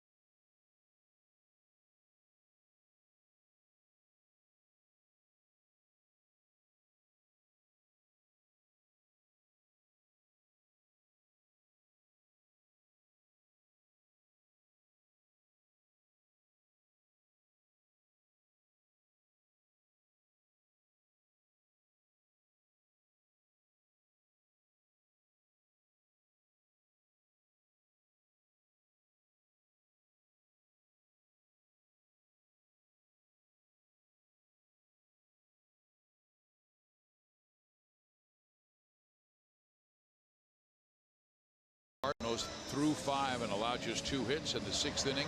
Is our Sonic Slam inning. Our contestant is Mariah Krauser from Kansas City. If the Royals hit a home run out of the park in this inning, Mariah gets $400. But if the Royals hit a grand slam out of the park, Mariah, you will win $25 grand from Sonic and the Royals. Well, Alex Gordon will lead things off. Gordon, Butera, and then the pitcher's spot. Alex has been on twice, a solid single to right field and a walk. That's right. See if he can add on here. Lynn, he's good and right. Let's see if he can leave a mistake, leave it up. That away. By walking, like he did his last time up, seeing a lot of pitches, that's good for Alex.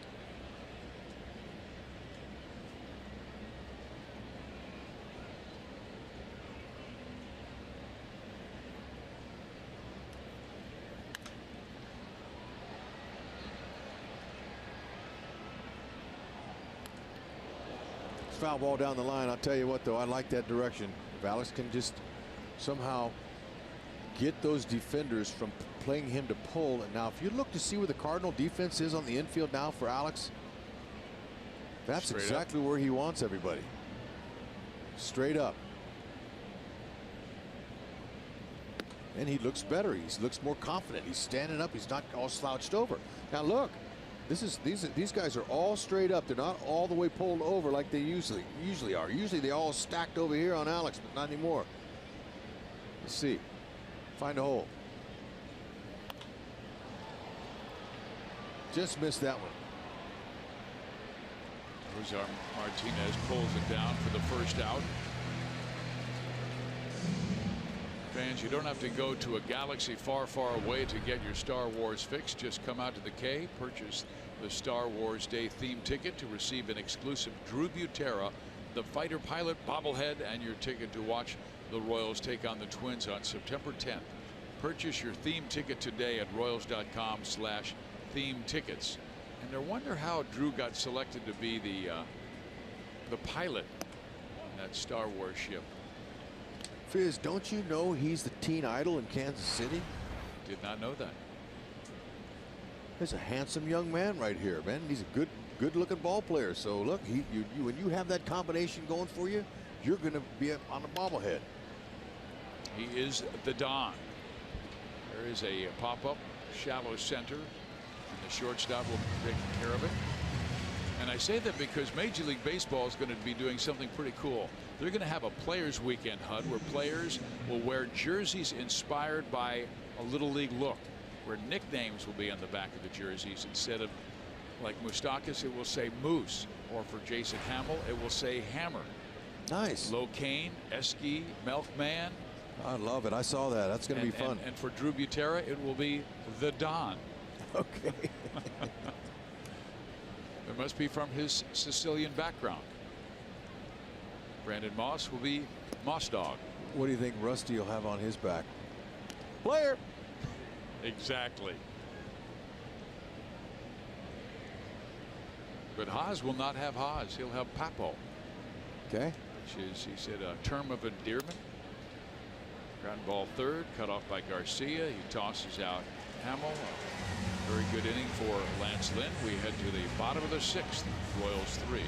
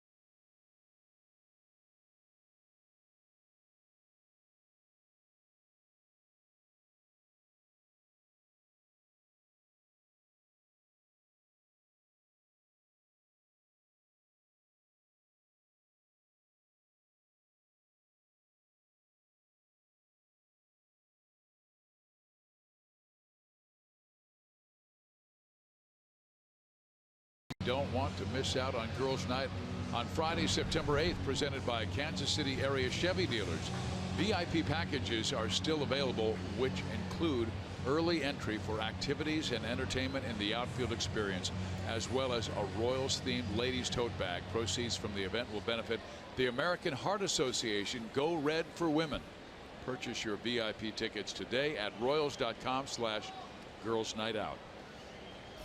Hamill back out for the sixth. Drops the first pitch slider in there. Strike one to DeYoung.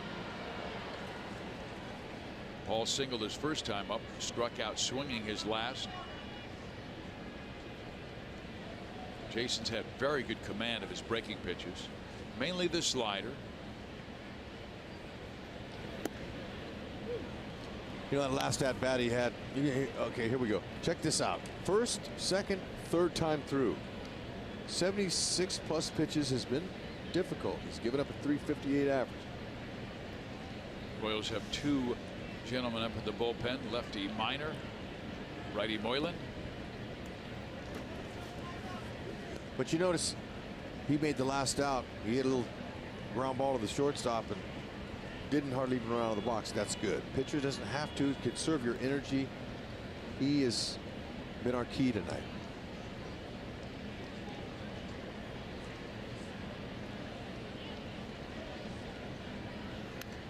Foul back.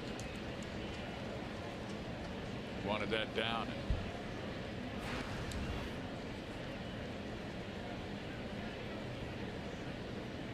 DeYoung, 16 home runs. He's got some pop. He had a rip that last time. See if he can get that slider where he wants it to finish. Came inside and hits the leadoff batter after he had him down 0-2. Did not want to do that. Dave's going to make a call to the bullpen.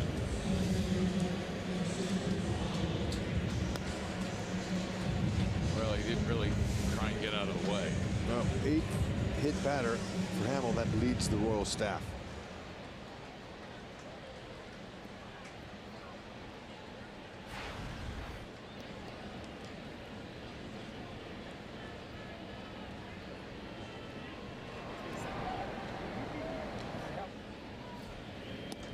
Okay, the bullpen's not stirring, but the coach's box is.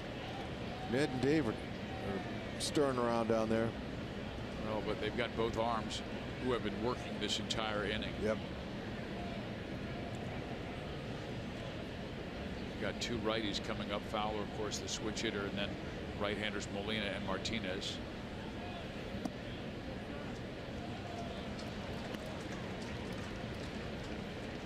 He's only walked one, struck out 7.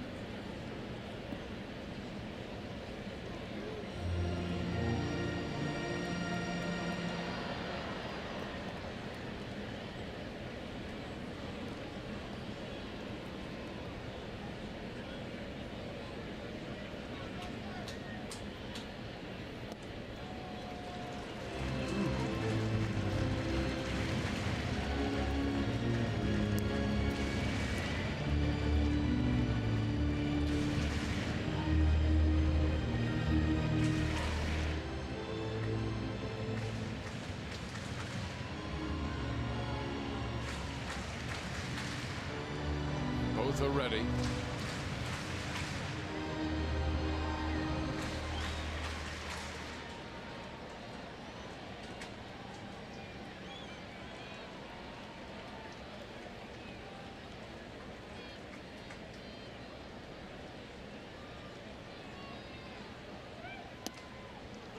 Just did graze the outside corner. 3-1.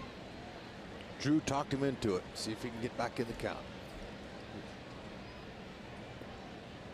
100 pitches.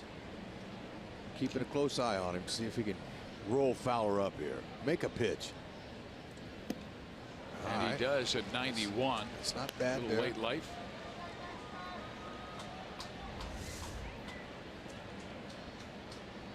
Yeah, he challenged him.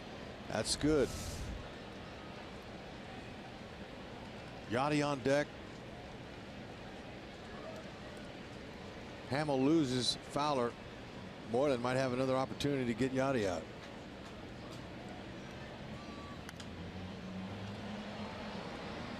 It's 3 straight fastballs.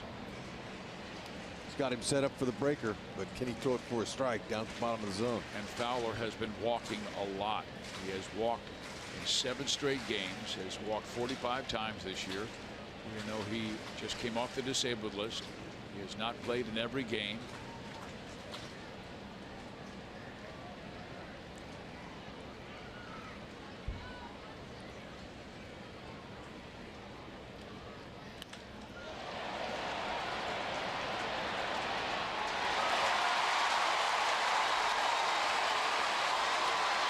DeYoung will score on the double. And it's a 3-1 ball game.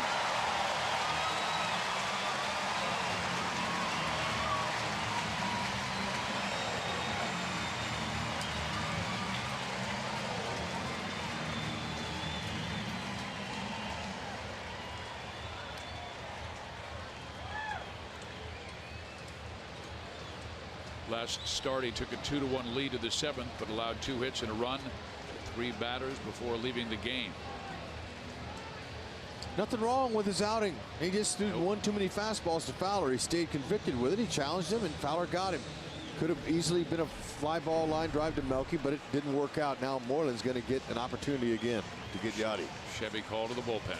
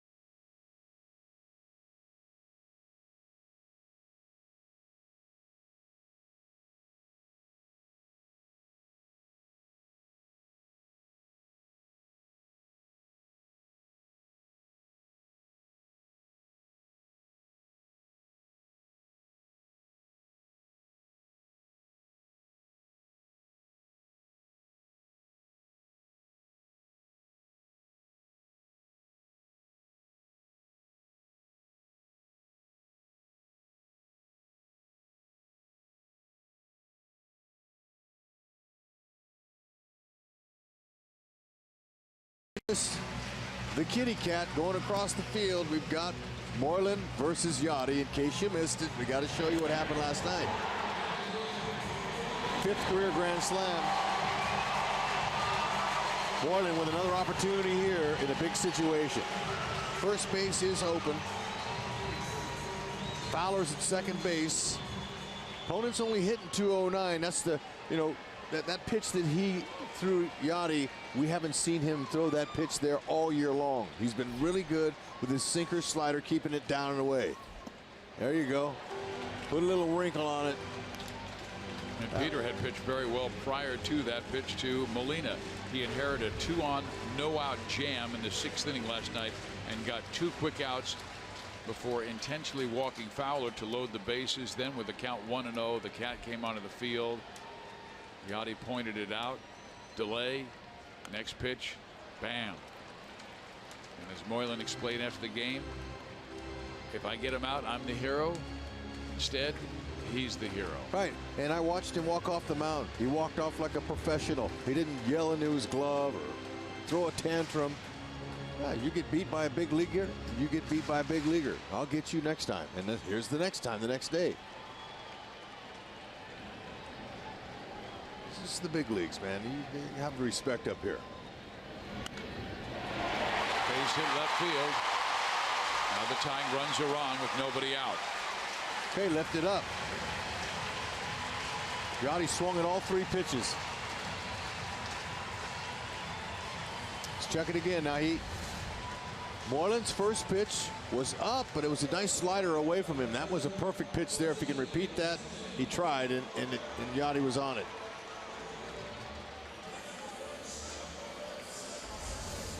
This likely will be Moylan's last batter because you have lefties Wong and Garcia coming up next. And Mike Minor has been warming up in the bullpen. They do have a right-handed infielder they could have pinch hit and Jed Jerko for Garcia. We shall see.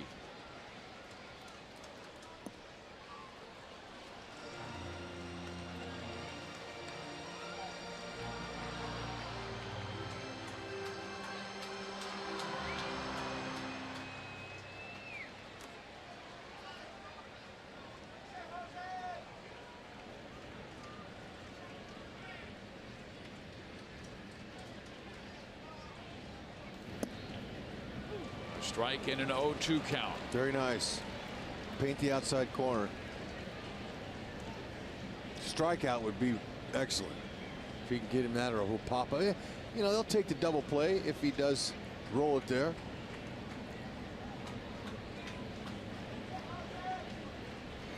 With a strikeout, then the double play. That's what he wants. Back to him. Checks the runner. Goes and throws it to center field. Didn't work Oh, out. my.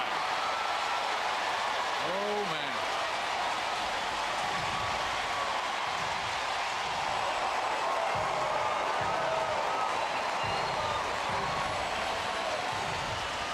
Well, he was already spinning.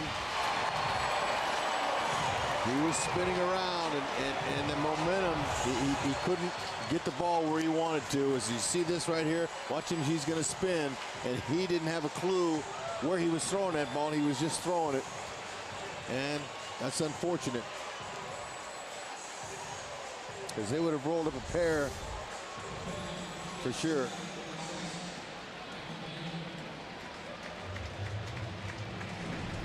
Chevy call to the bullpen, Mike Minor.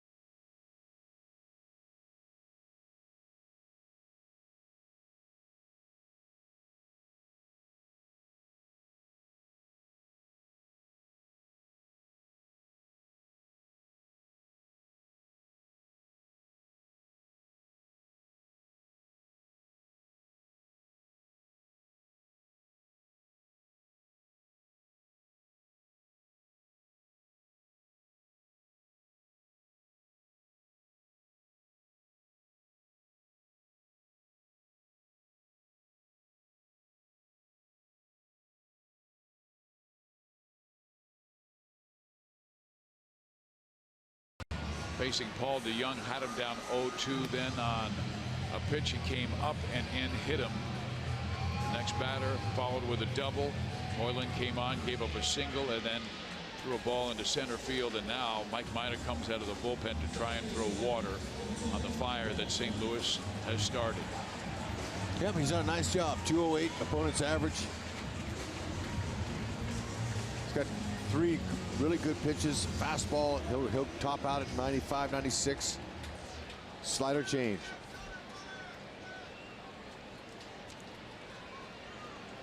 Wong is doubled and walked.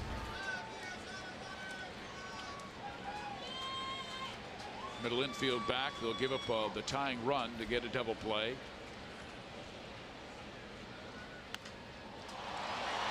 Left side. That will tie the game. Both runners will try and advance. Gordon going to second base, and Martinez does reach second safely, and Molina scores the tying run.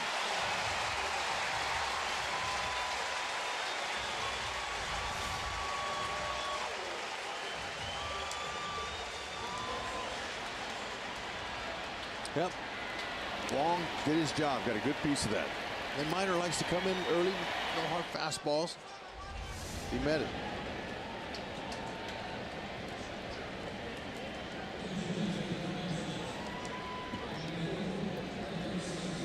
Now Jed Jerko to bat for Greg Garcia. We thought this might be the case because Jerko played third base, and they want the righty to match up with Mike Minor. But my goodness, I can't remember St. Louis being this aggressive on the bases all season long. Well, they've hit a nice streak. They got Fowler back. You know, they're feeling good. Scored a ton of runs in the last 4 games. Their season high win streak, 6 in a row. That was back in early May. But they have not been this hot all season. Talking to the broadcasters, they've said the same. Royals ran into a buzzsaw, but they've got to grab hold of this game by the neck, shake it back their way. That's right. Minor's got to be careful with Jerko. He's got pop.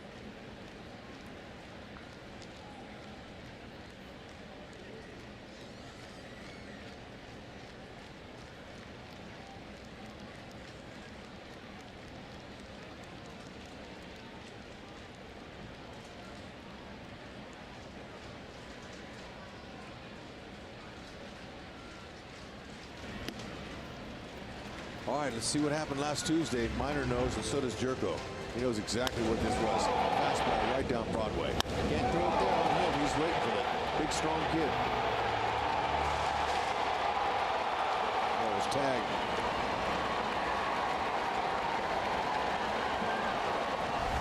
Now he has fallen behind Jerko 2-0. First base is open. And time called.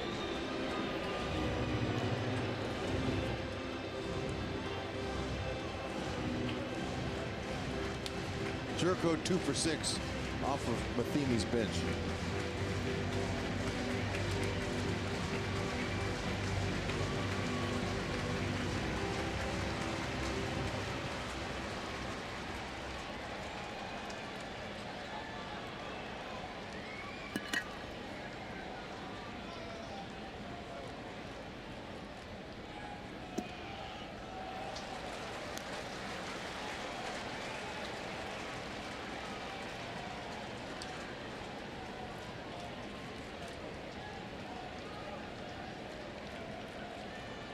Grichuk on deck.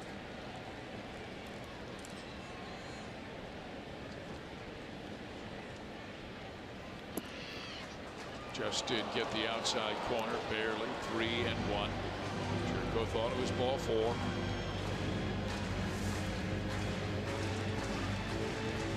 That's where you want to put the ball on him. You know, and I wouldn't be so upset if he walked it. That sets up a double play situation, a possibility. Jerko, that fresh hitting a homer off him. That's a good pitch there. Yeah, he did. All right, there's 2. Made a pitch.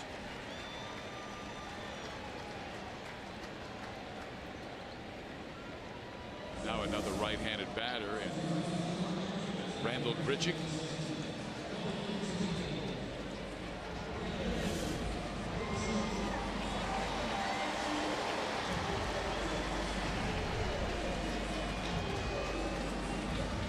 Tampa Bay, meantime, has tied the game with Cleveland 1-1. That game in the 7th inning. Lynn is out. They were just checking his scalp where he took that line drive off the bat of Lorenzo Cain. Back in inning number 3. Very fortunate he wasn't hurt worse. 0 for 3 off the bench is Grichuk.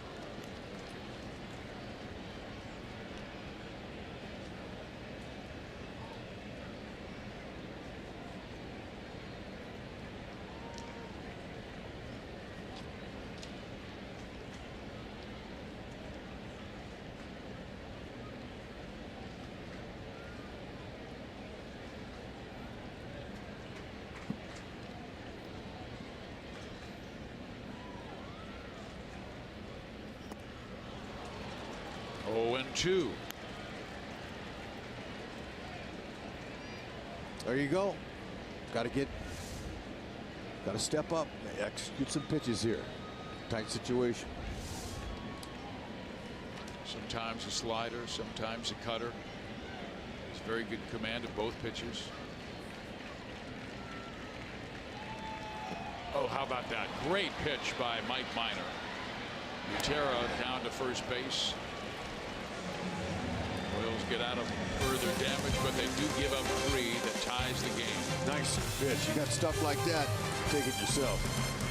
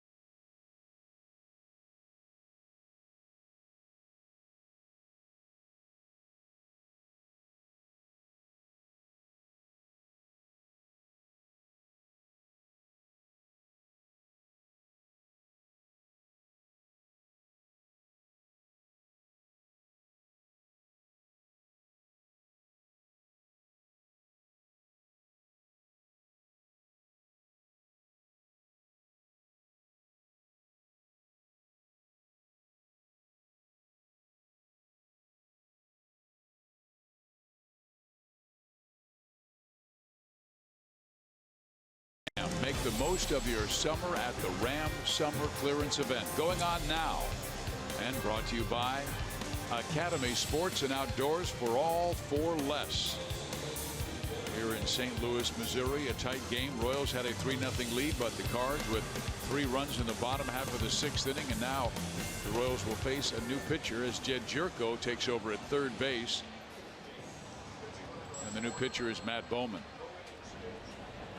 Randall Grichuk takes over for Jose Martinez in right field. And there is Bowman making his 57th appearance this year. That is most in the National League. And the reason is he's good. He's got a heavy sinker, 88 to 94. slider, split change. He likes that split changeup. It's a good pitch for him. Strike one. Merrifield 0 for 3, 2 times flying out to center and 1 time grounding out to first.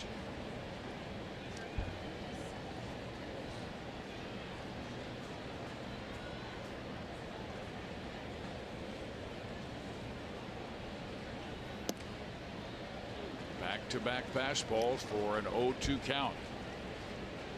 Bowman, not a big guy, 6 feet 175 out of Chevy Chase, Maryland.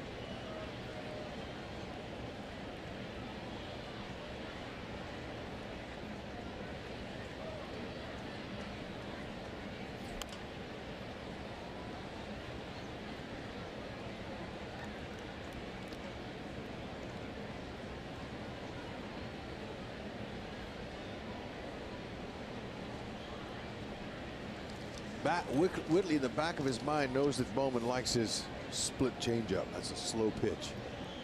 Might try it here.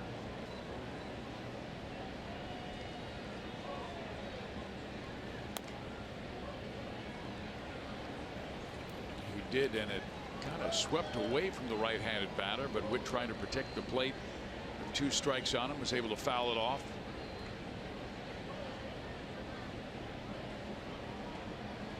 Orioles trying to find their winning ways again. They have lost 3 in a row, 9 of their last 12, but others are struggling as well. Milwaukee's lost 4 straight. And there is that split change you were talking about, a swing and a miss and a strikeout by Merrifield. Fans, RBI Baseball 2017 returns with fast-paced pick-up-and-play MLB action on consoles and mobile. RBI Baseball is packed with your favorite teams, players, ballparks, and more. Learn more at RBIGame.com and get RBI Baseball today for Xbox One and PlayStation 4. Kane is 3 for 3, 8 hits in the series. And he is 4 for 4 as he lines one sharply to center field, and Fowler runs it down. There goes Kane to second base with a double. Man, he's hot. Beautiful swing. He's right on it, ready to go.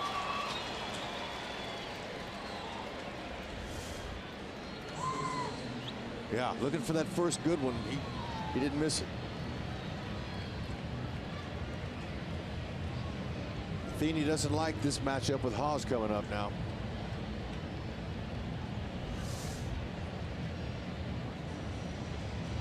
He has left-handers Cecil, Duke, Lyons all available, and he's going to go with Tyler Lyons, who's been one of his best this year.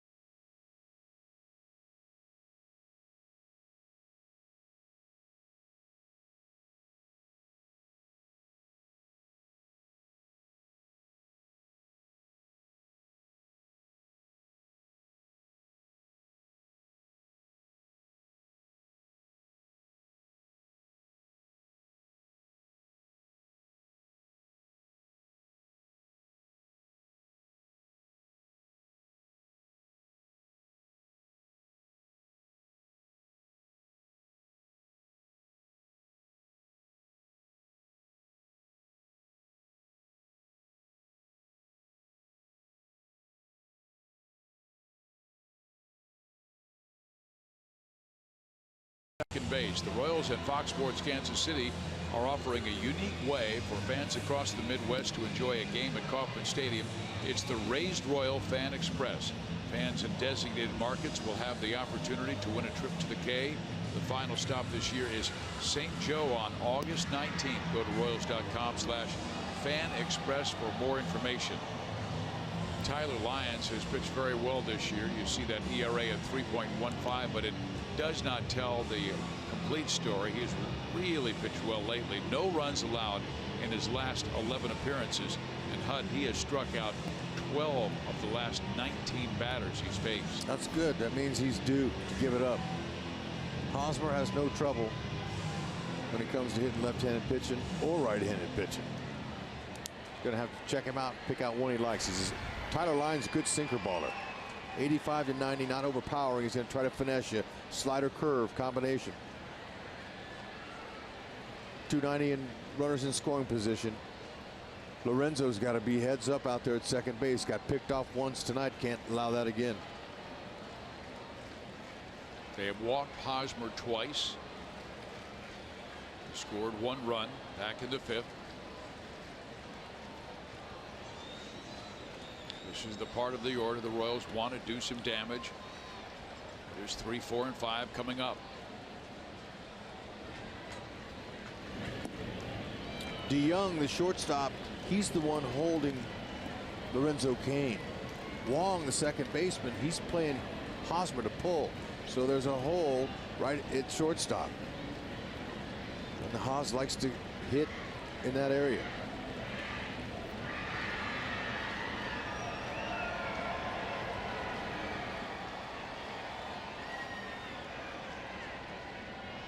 Lyons steps off. He came on in the 7th inning to get the final out, facing pinch hitter Brandon Moss, and got him to fly out to center field.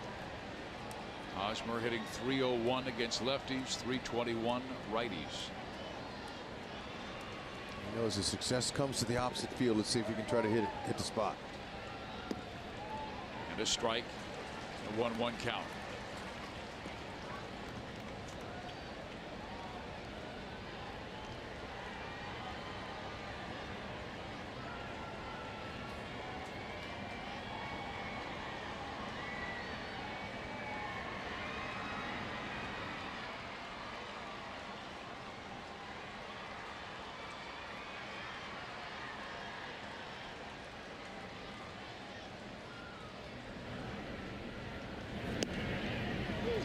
On him. Got strike 2. Hosmer didn't like the call.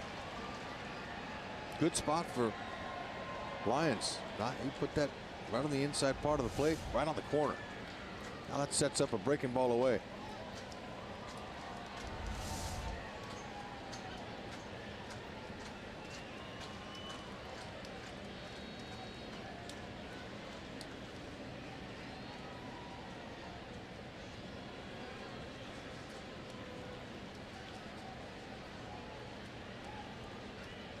The inning started with Matt Bowman on the mound. He struck out Merrifield, but then Cain doubled. Matheny went to the lefty Lyons. He has Hosmer down 1 ball, 2 strikes. Left field. Cain going back to tag. Catch is made. Lorenzo not going.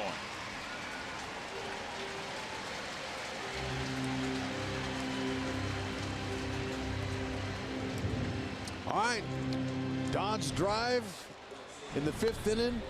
Tried to sneak a piece of cheese on the inside part of the plate on Melky. Didn't go with it. And he almost was out of the inning with a catch by Martinez, but instead he drove in Haas.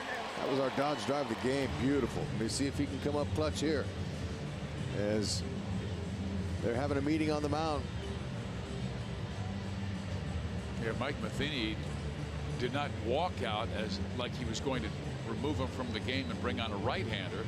He went sprinting out, where he wanted to have a discussion with his infielders and with Yadi Molina on how to pitch to Melky Cabrera.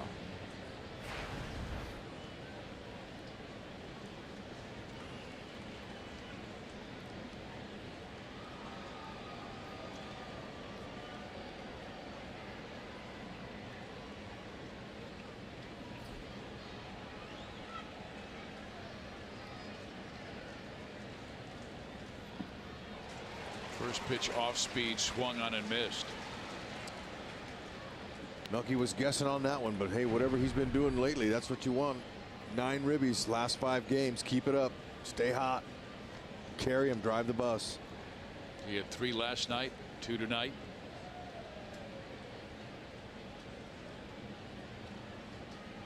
Trade places with Lorenzo Cain.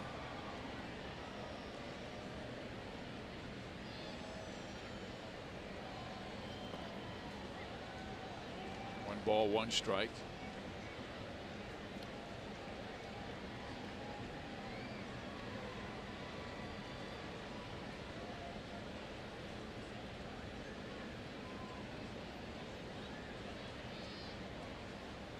Melky calm. He's really good in situations like this. Look at him. His heartbeat is very low right now if you took a pulse on him. That's how you succeed in situations like this.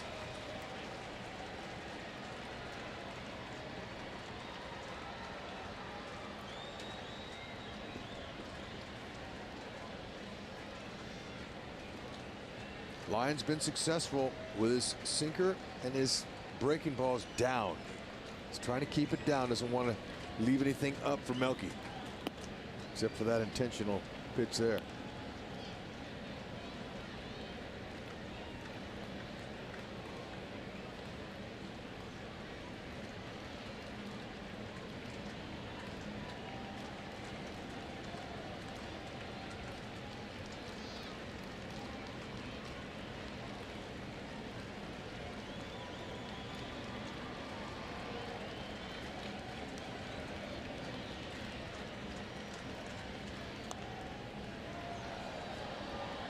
Boy, he's going after him with a lot of breaking balls, change-ups, trying to get Melky out. Off-speed stuff. Yeah, Melky just, anything close, he's got to be swinging. That's a late breaking slider there. Good location. Just to get a piece of that, it's pretty good hit. It's almost like he's using that fastball just as a show pitch off the plate. It's a quick little biting breaking ball. Trying to go back door on the outside corner, and it's called a ball, and now a 3-2 count. Yeah, that was off. Certainly won't be anything straight here. He might go back to the breaking ball. Let's see. First base is open. The lefty moves on deck.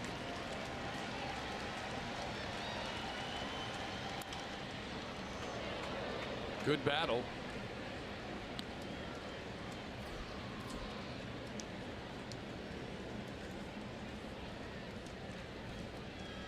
But I don't think that Lyons and Yachty want to give Melky anything good to hit here. So they're going to talk about it again.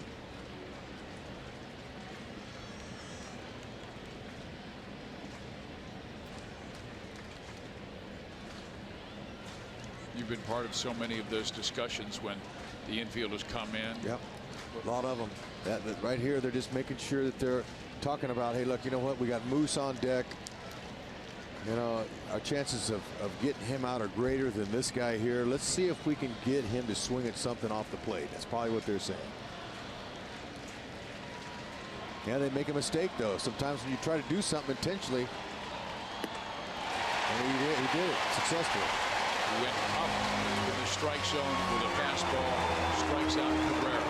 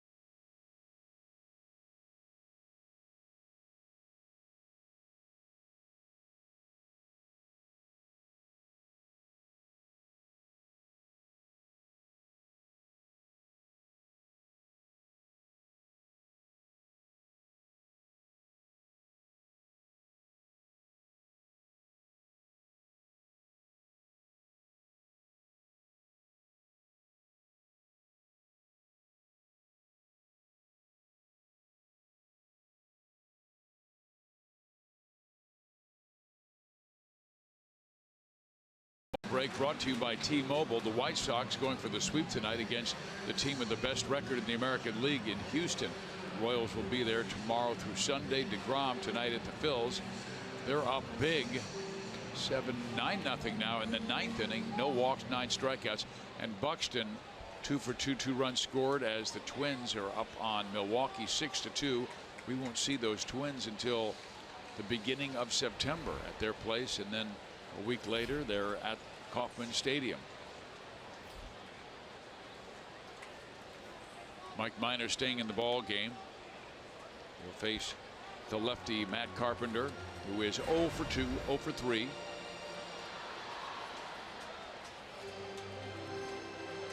Hitters 1, 2, and 3, Carpenter, Pham, and DeYoung. Carpenter just 208 off of lefties. 1 homer. Keep it away from him anyway. There you go. Make him go that way.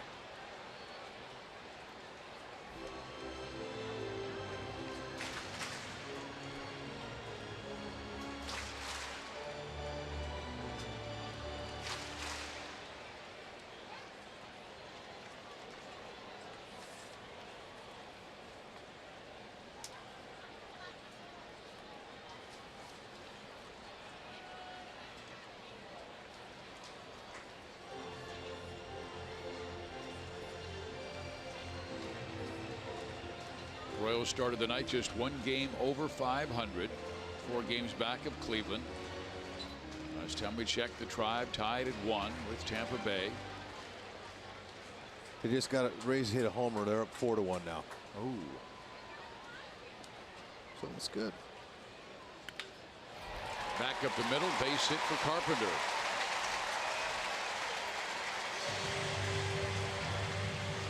His 6th hit of this series. That fastball right down the middle.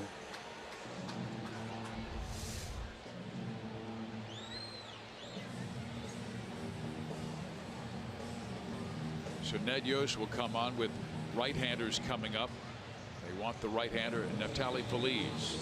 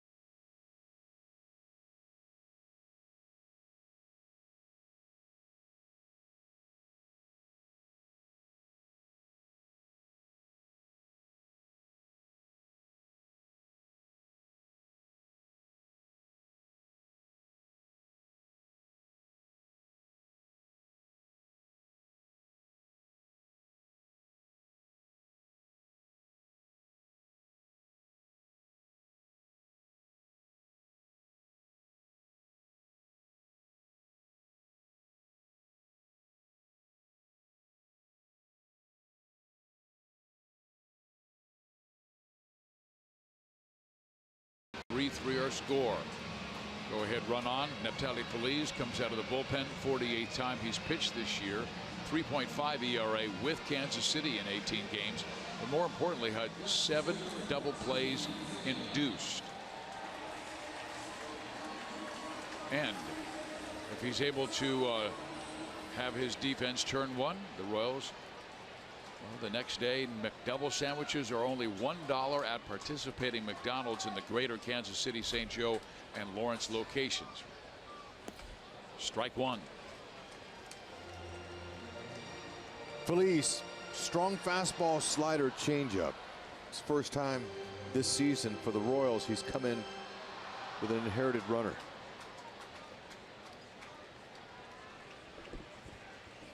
See if he can roll a double play ball up here. Instead, a base hit to right field. Carpenter going to third. Melky just brings it back to the infield. First and third with nobody out.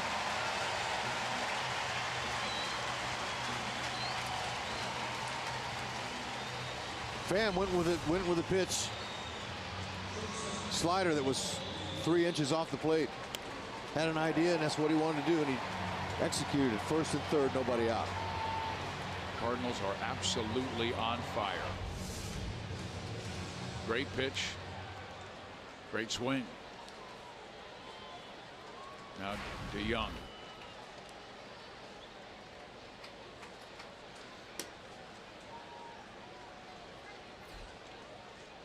Infield in. Runner goes. Butera will not throw. And a stolen base for Pham.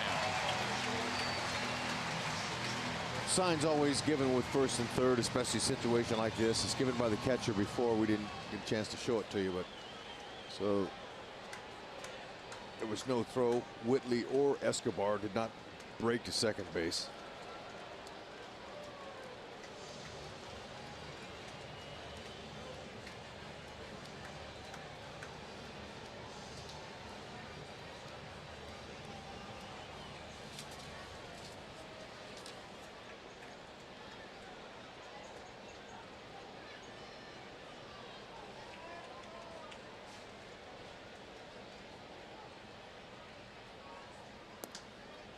Ball one.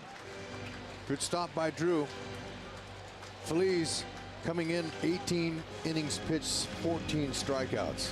He has this strikeout ability.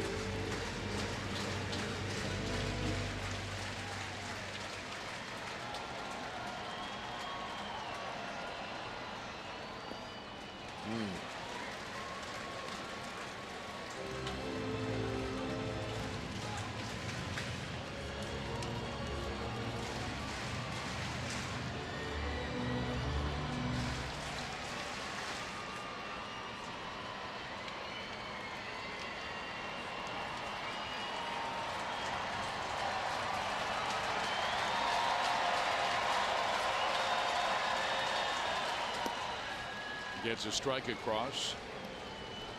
Count now 3-1.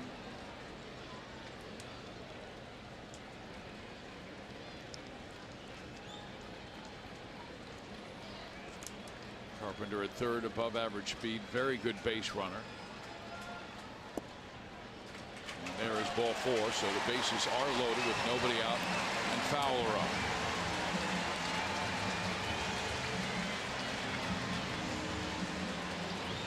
Island comes out for a visit with Neftali Feliz, who's been in these situations many times in the past. Former closer for the Texas Rangers and earlier this year with the Milwaukee Brewers. Now what you want is a comebacker right to the mound. Fowler 0 for 3 with him loaded this year. That's kind of what Dave Island's talking about there. He's talking about, you know, make sure you know what you're doing if the ball comes back to you. Try to keep the ball down, use the infield here. Let's get it out at the plate if we can.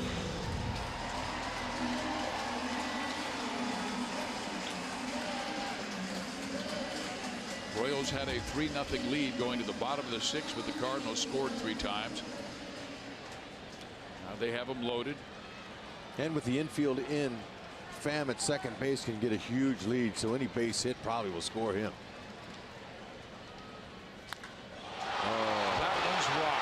Deep to right for the second straight night, a grand slam.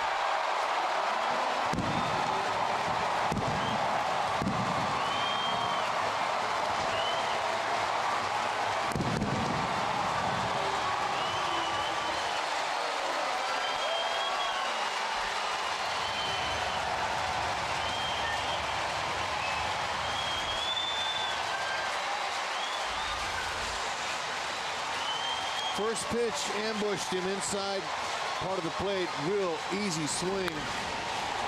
And he knew it was coming. And the Redbirds relentless.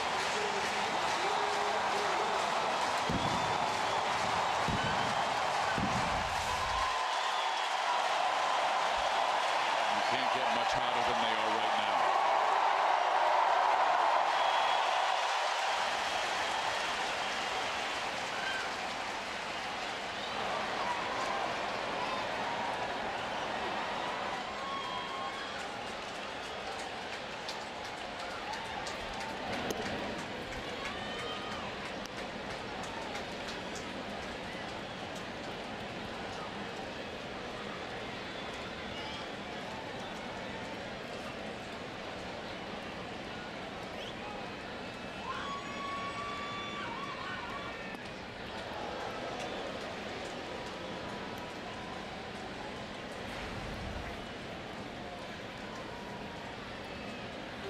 Cardinals are the closest to first place since June 3rd.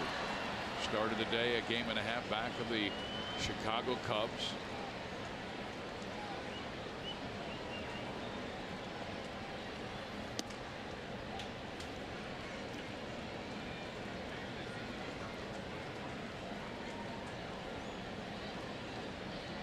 McCarthy now warming the Kansas City bullpen. Brett Cecil in the St. Louis bullpen.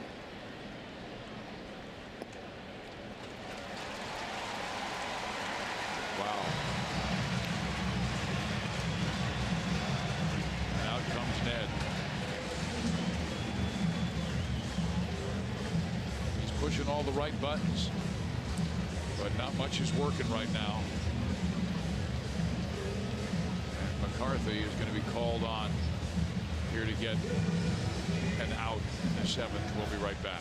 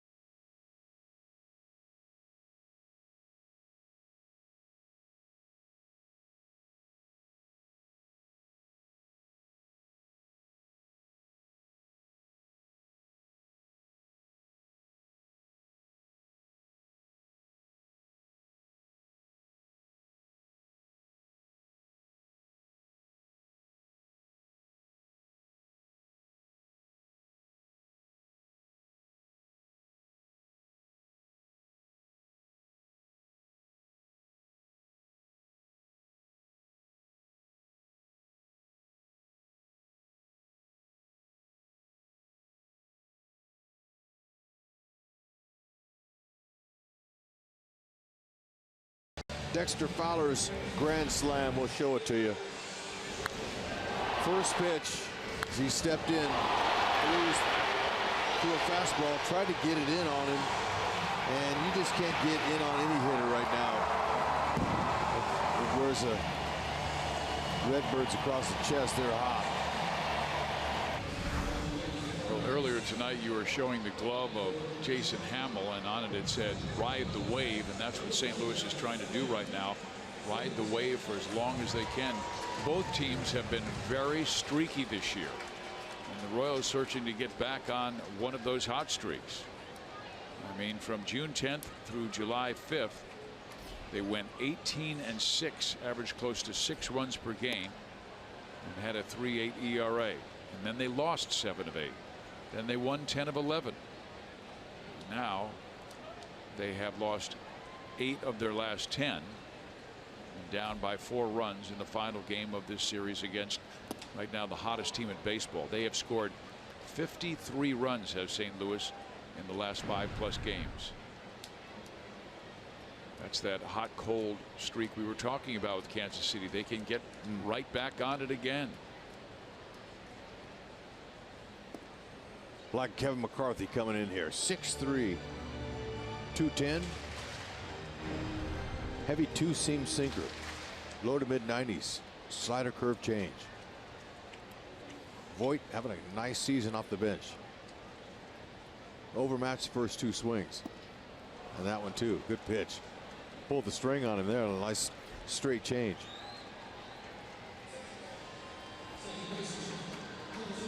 This young man here has shown that he is ready for the big leagues. No doubt about it. He's got the mentality. I like his competitiveness. He is a beast out there. He wants to get outs. And that's what you need. You got to have the stuff, but you got to have the mentality as well. He's in his third stint with the Royals this year. And he's done well in all of them. 2.14 ERA in 16 appearances with Kansas City. He had a 3.13 ERA in 24 appearances at Omaha. I saw him get out of the taxi at the team hotel today, and I said, all right, glad to have you back. Can use that arm, especially that hard, heavy sinker. And with Cahill on the disabled list, the Royals will need another starter on Monday, and that likely would be Jake Junis, is my guess. He pitched fantastic game in the Royals' last victory, second game of the doubleheader on Sunday, going 8 innings. That's just great baseball. Exactly what they needed.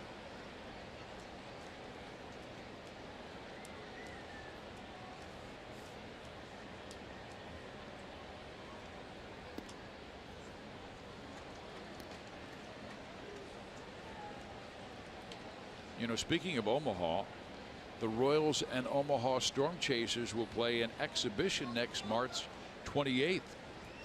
Omaha has been our AAA affiliate the last 49 years.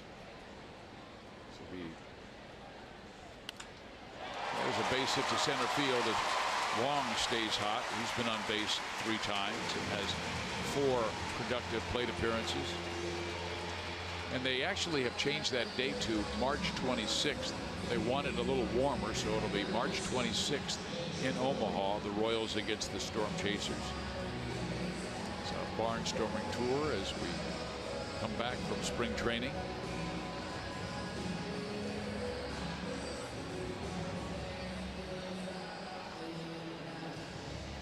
Jerko, the batter.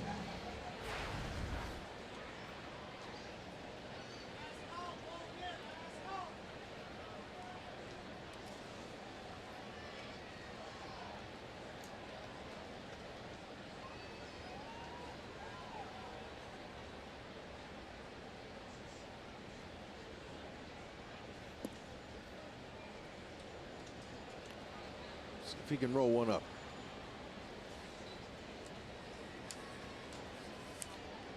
Royal pitchers finally falling behind the count quite often.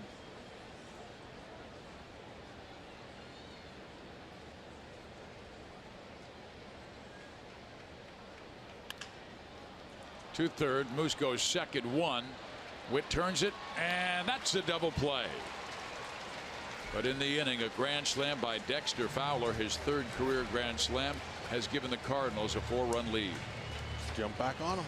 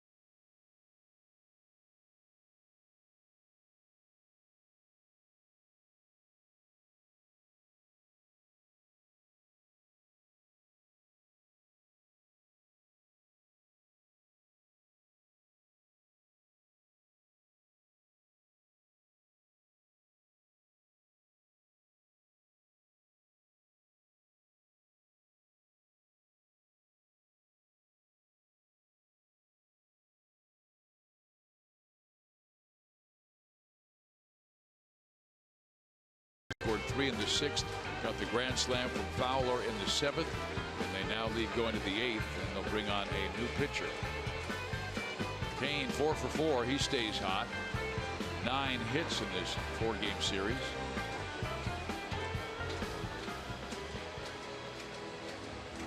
Fowler's grand slam went 404 feet. And here's Brett Cecil pitching in his 54th game this year. 3.3 earned run average. Their bullpen as a unit is the 4th lowest ERA in the National League at 3.73. Sinking fastball, 89-93, slider change.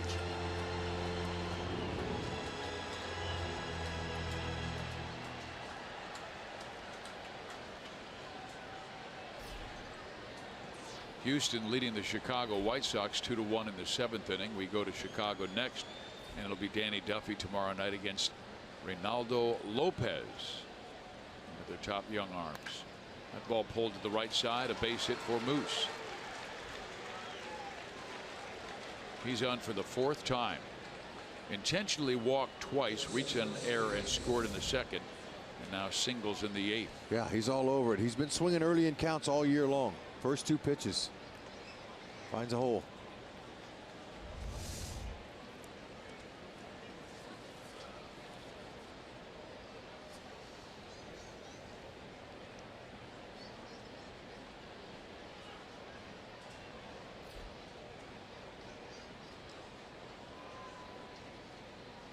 Matter of fact, Moustakas on his first 2 pitches, he's hitting .384 with 15 home runs and 30 RBIs.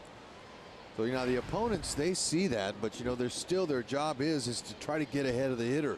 And they try to sneak a piece of cheese by him or throw a breaking ball. But he's been ready.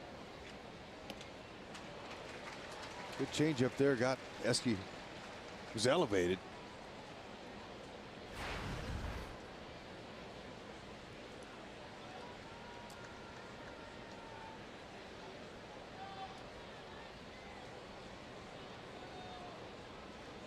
Like to see that Royals fan come out of his seat here, get a few runs this inning.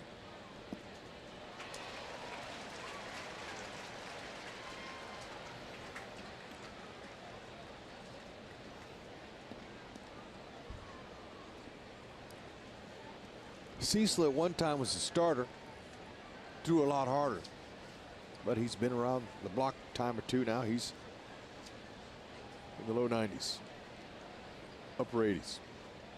He had one time a 15-game winner for the Toronto Blue Jays.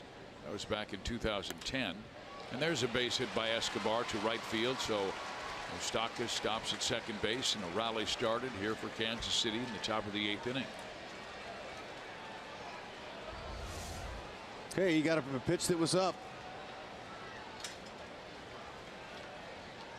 Now, there's nobody in the house that's more due for a homer than Alex. July 3rd was the last time he hit a homer. And Cecil has allowed 5. And he's just been missing.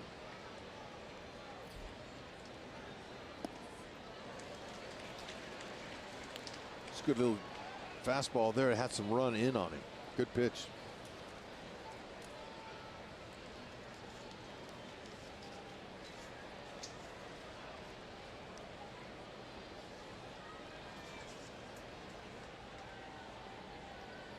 Alex a lot more upright.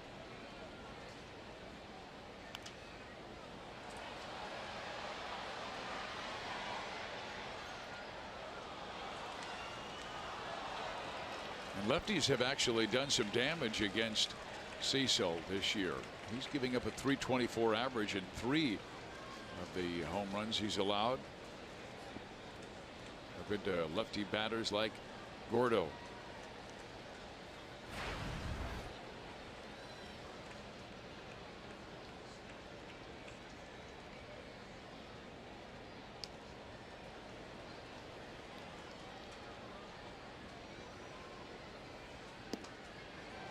Ooh. Molina wanted that one, just held the ball in his gloves, tapped it a couple of times. Things are working for Alex. just above the strike zone.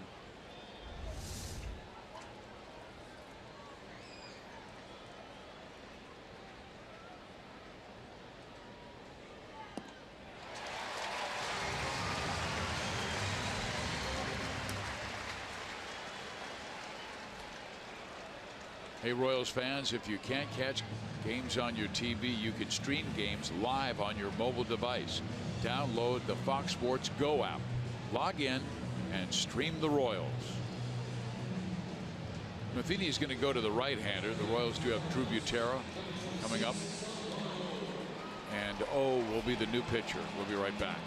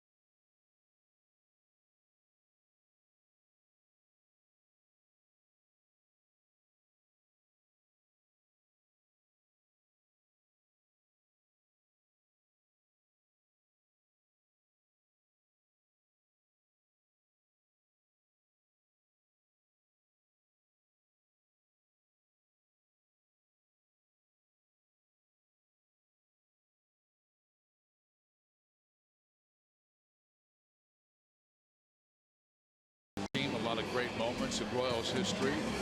World Championship in 2015. Trying to get back to the postseason. That's right. Happy they're here. New pitcher will be Sungwon Oh, 5'10" right-hander out of South Korea, a veteran who was one of the top relief pitchers in Korea.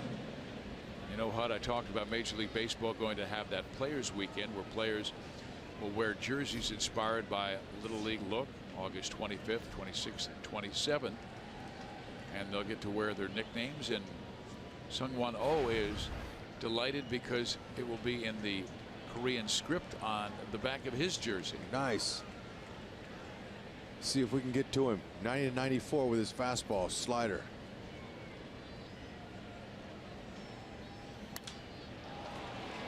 To left field, that'll drop for a hit. The Royals have him loaded, and the tying runs come to the plate. Brandon Moss. Okay, it's our turn now, and perfect guy to deliver a slam.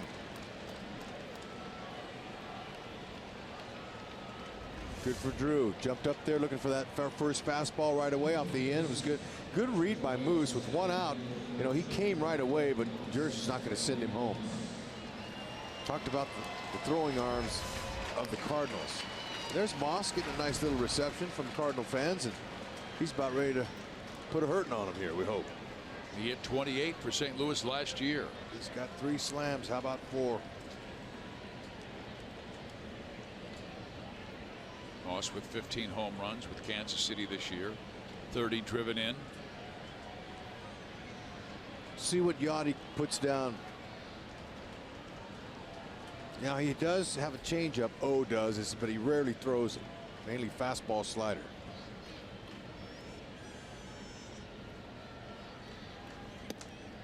Takes a mighty rip.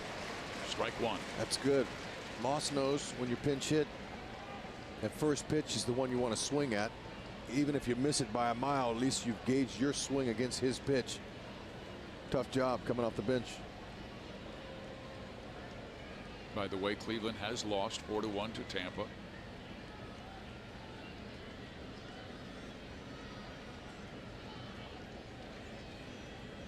The great Hal McRae taught me that philosophy about pinch hit. I had Hal as a hitting coach for 2 teams. That ball is belted deep to right field and away back and off the top of the wall. Bring him. Nope. 3 runs will score, and all of a sudden it's a 2 runs will score, I beg your pardon, and all of a sudden it's a 2-run game. Oh, too bad. That was all set up. Moss just a little bit too much on the top of the baseball, but still, that's a big hit with Witt coming up. Thought that might have a shot. Oh, he barreled it too. Just a little bit too much at the top of the ball. And just a couple more feet. You believe that?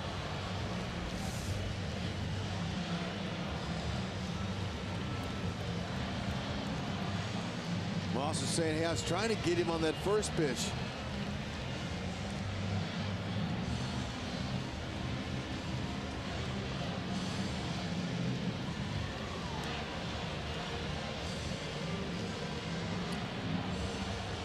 So Moustakas and Escobar both score. Butera held at third base. Now, the interpreter's out there with Lilliquist, okay? Now, Yachty waved the interpreter back, but Yachty's talking to him now and hoping that O understands. But I saw as the interpreter was walking away from Lilliquist, Yachty was waving him back. He had some more information he wanted to tell him. Hopefully, there was a cross-up in communication, and now Whitley can drop in a big hit here and tie this baby up. Royals fans coming alive here. Their teeth are starting to show. They're not happy of the last 3 games against the Cardinals.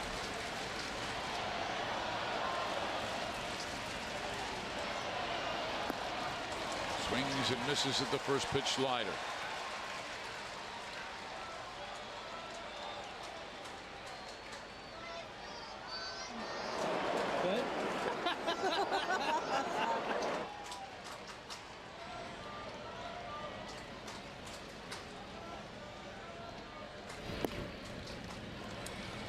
Ball, 1 strike. Still just 1 out.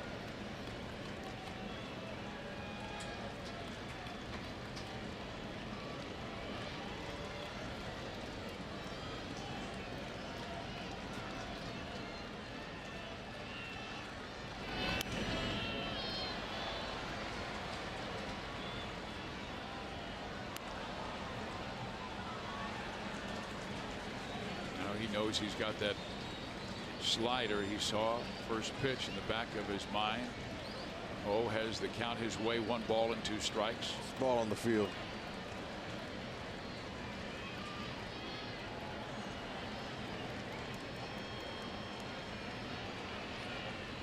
Yep, Whitley knows what to do in this situation right here. He's been excellent all year long with runners in scoring position.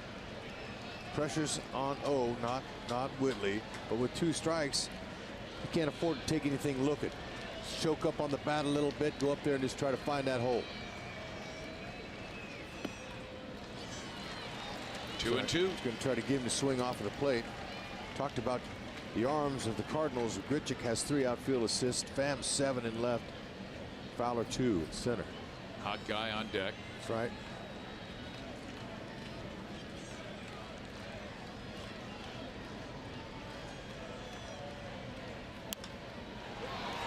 Center field.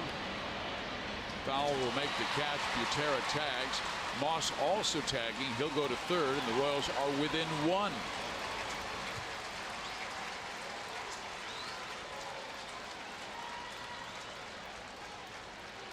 So very nice.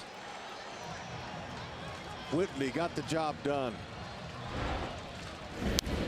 Okay, now Locane's coming up. Look at he's getting the job done. Locane triangle, drop that in there. Got a nice little base hit, the 5.5 hole there, and he went up the middle firmly.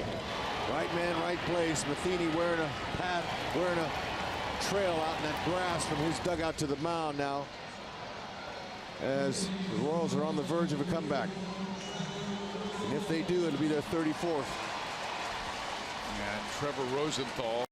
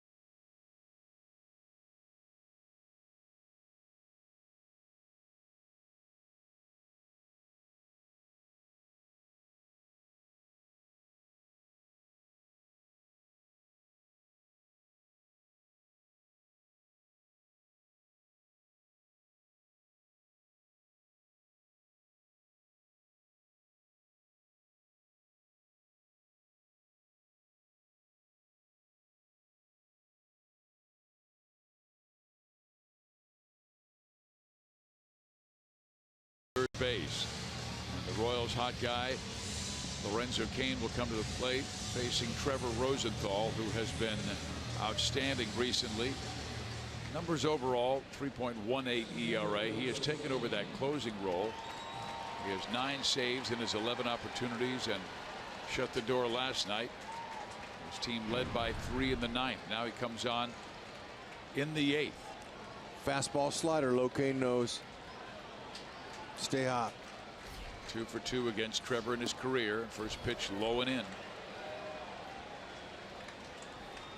Mid to upper 90s. Look at that night.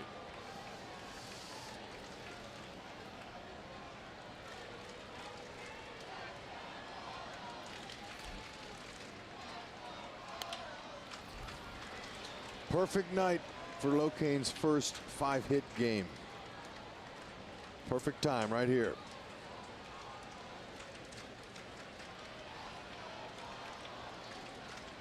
He went in and had a discussion with Dale Swaim. They were going over scouting reports while Rosenthal came out of the bullpen to warm.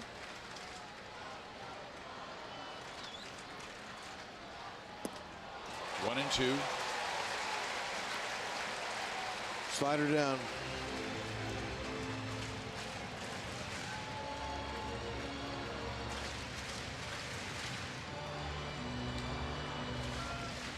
Moss just a foot from tying it up. Would have been a slam.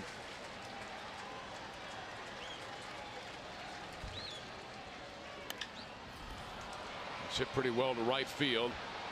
Into the corner, but making the catch is Randall Grichuk right in that right field corner. But the Royals score 3 times to close within 1 of St. Louis.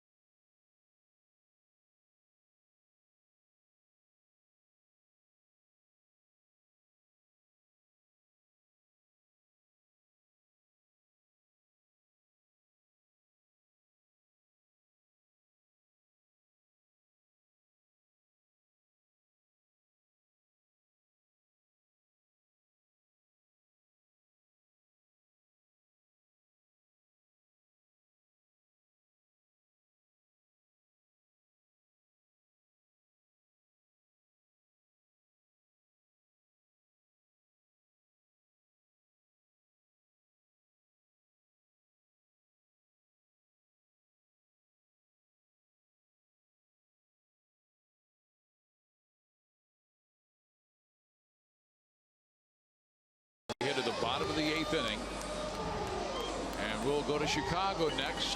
Take on the White Sox. Duffy, Kennedy, Vargas going for the Royals, Lopez, Shields, and Holland for the Sox.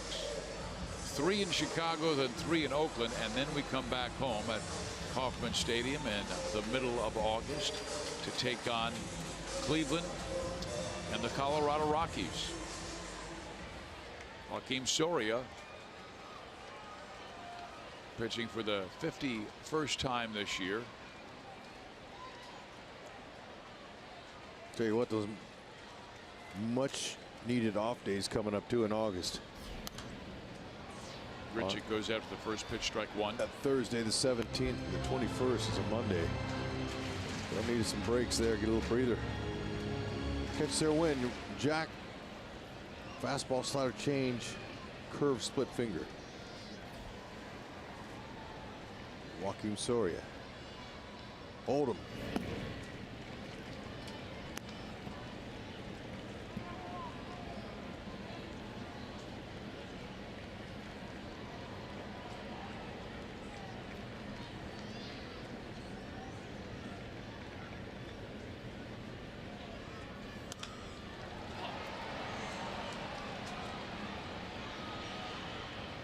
Melky Cabrera takes care of Randall Grichuk for the first out. Bottom half of the 8th inning.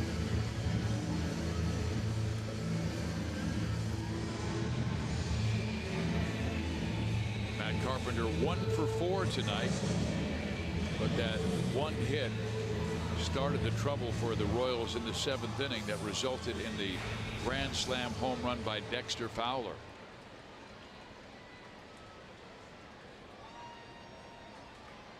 Soria wants 2 more quick outs and let the middle of the order go to work in the 9th. Hosmer, Cabrera, and Moustakas will be the first 3.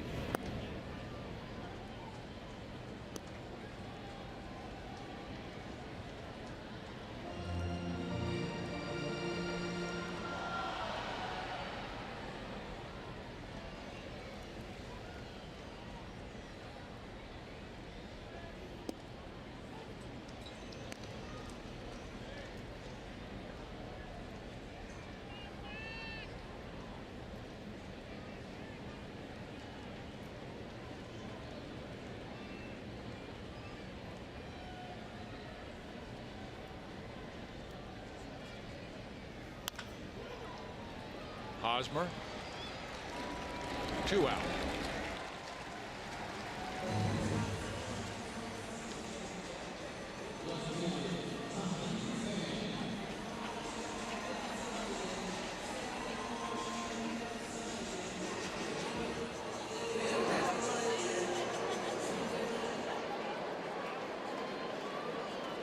Now Tommy Pham.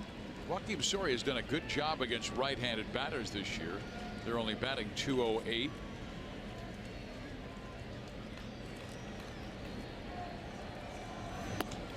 Pham singled to right field on a good slider from Neftali Feliz in that 7th inning.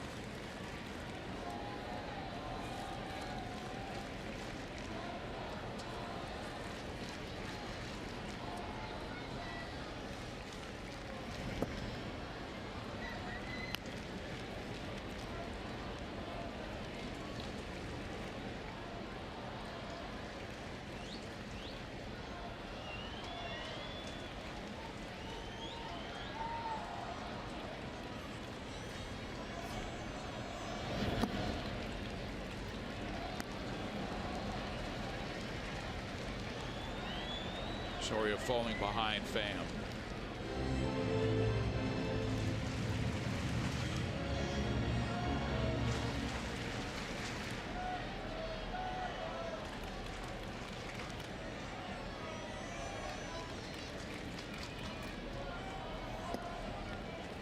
And then high with the fastball, and Pham is on. Paul DeYoung will be the batter with 2 out.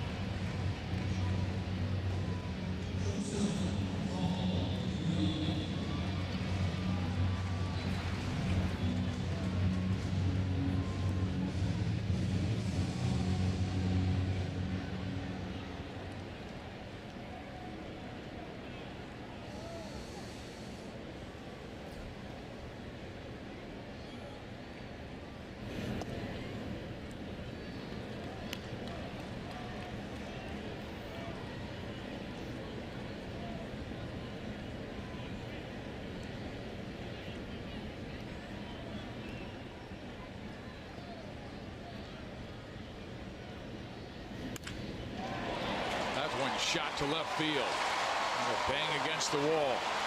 Gordon has to hustle it back to the infield, but Pham will come around and score. And St. Louis is back in front by 2.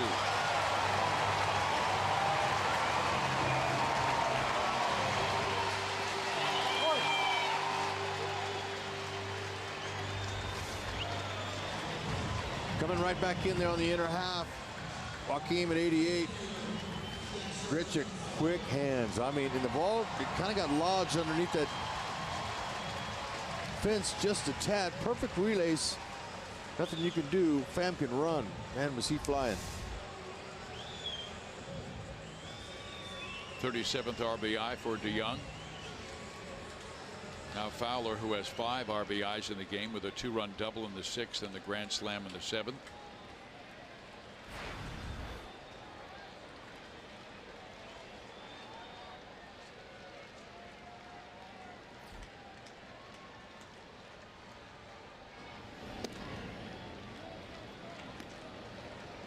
Our Honda play of the game was the grand slam again in consecutive nights with hit slams. Fowler did it this time.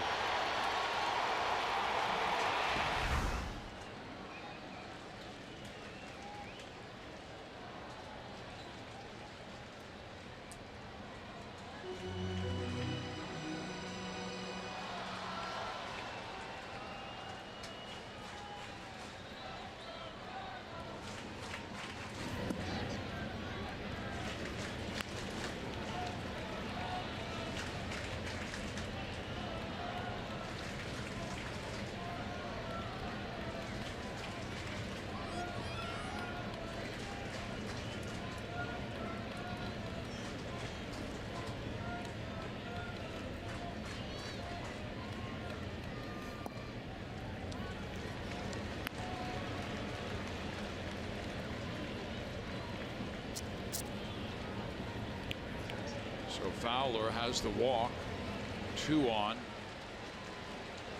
with 2 out, and Yadier Molina is up.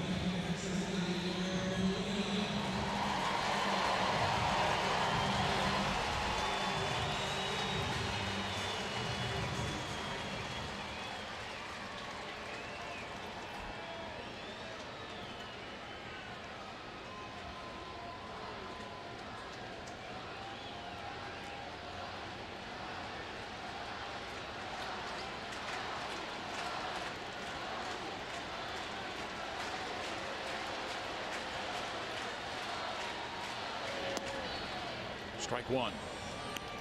Another good crowd at Busch Stadium tonight. 41,706 on hand. The Cardinals trying to sweep the Royals.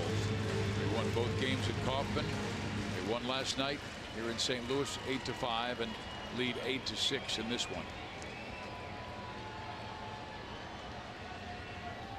They have now scored 50 runs in their last 5 games.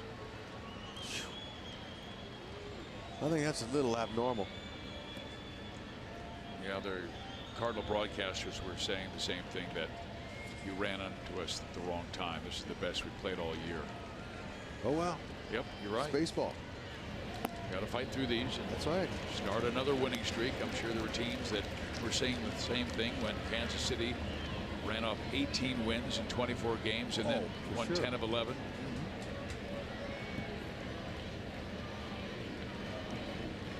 They must get better pitching. How about defense? And defense. The defense was, quite frankly, been a little shocking. Pitching and defense. The Royals with 7 errors in this 4-game series. 3 tonight.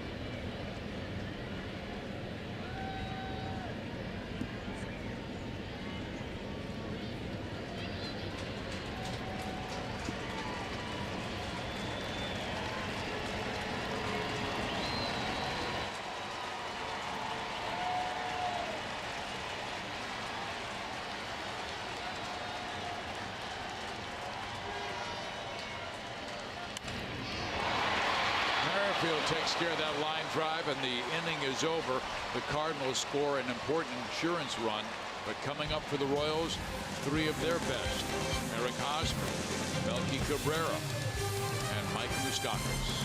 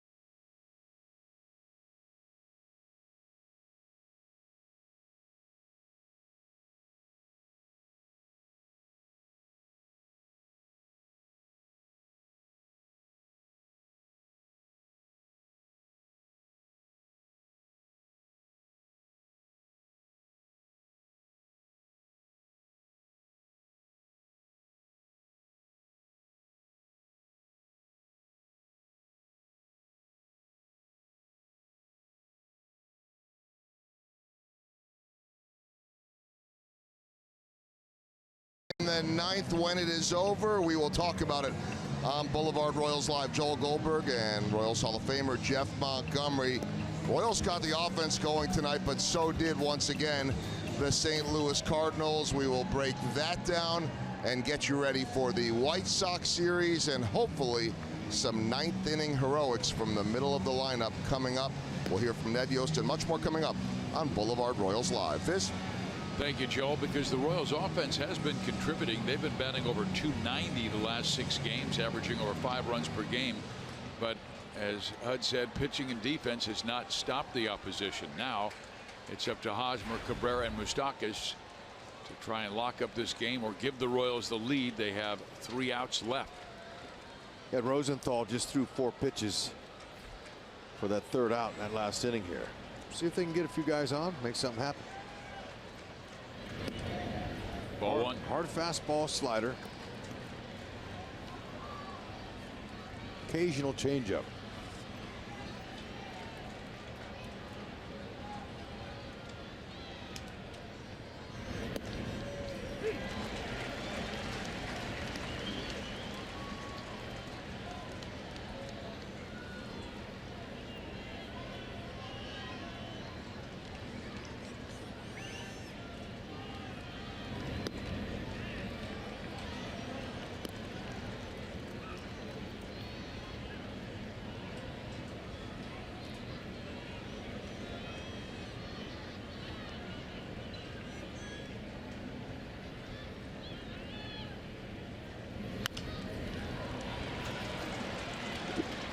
Tommy Pham. 1 out.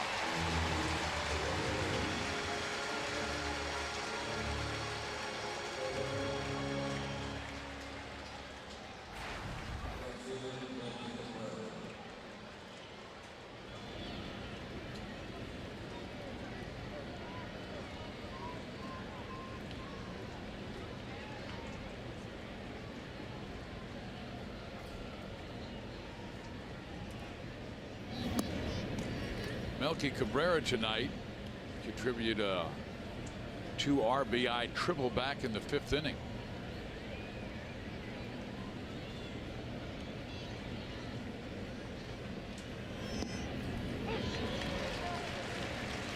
That gave the Royals a 3-0 lead, but the Cardinals roared back with 3 in the 6th, and then the grand slam home run by Fowler.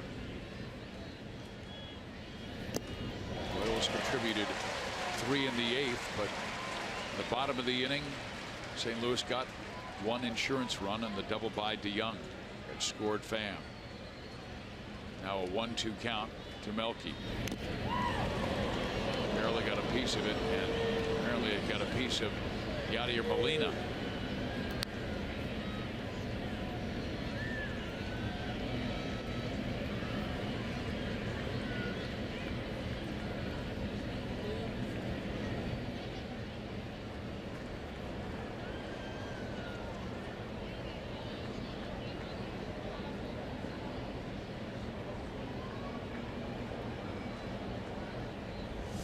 Got a lot of these. Let's see where it gets him. Oh, man, right on top of the knee.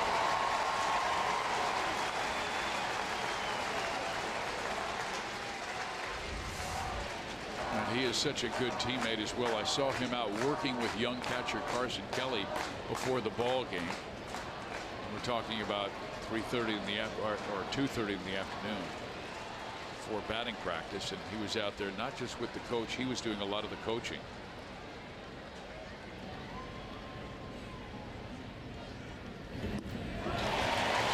Rosenthal strikes out Cabrera, 2 out. Keeping it away from Melky. You got the changeup working there. That's a nice one. That starts on the middle of the plate. Really has some good movement away. Similar to Royals closer Kelvin Herrera's fastball changeup combination.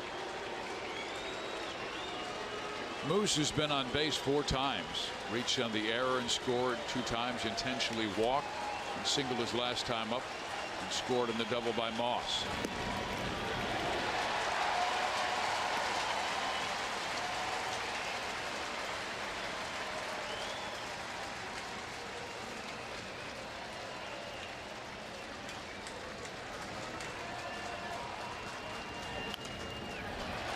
2.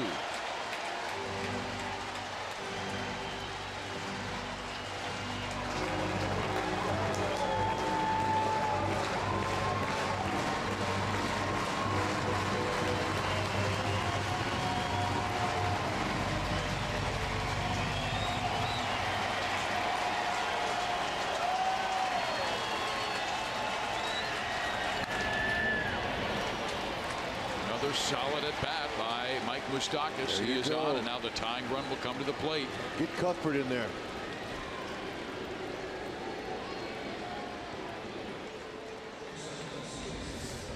Cuthbert will be pinch running for Moose. There you go. Good job, Moose. And he pulled the string. It's a straight changeup.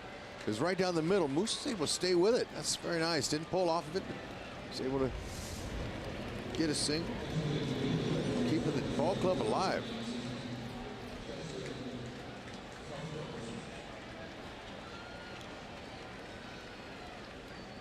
So Escobar's up, and he had a single in that 8th inning rally.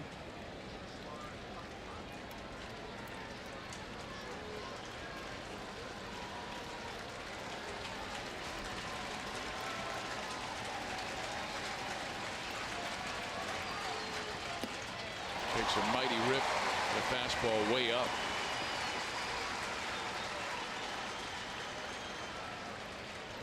Escobar with 3 home runs this year. Driven in 37. He's not afraid, Rosenthal, to throw Escobar up around the belt. And there is a line drive to right, caught by Grichuk. And St. Louis completes the 4-game sweep of Kansas City. Dexter Fowler hit the big grand slam back in inning number 7. And Rosenthal with his 10th save of the year.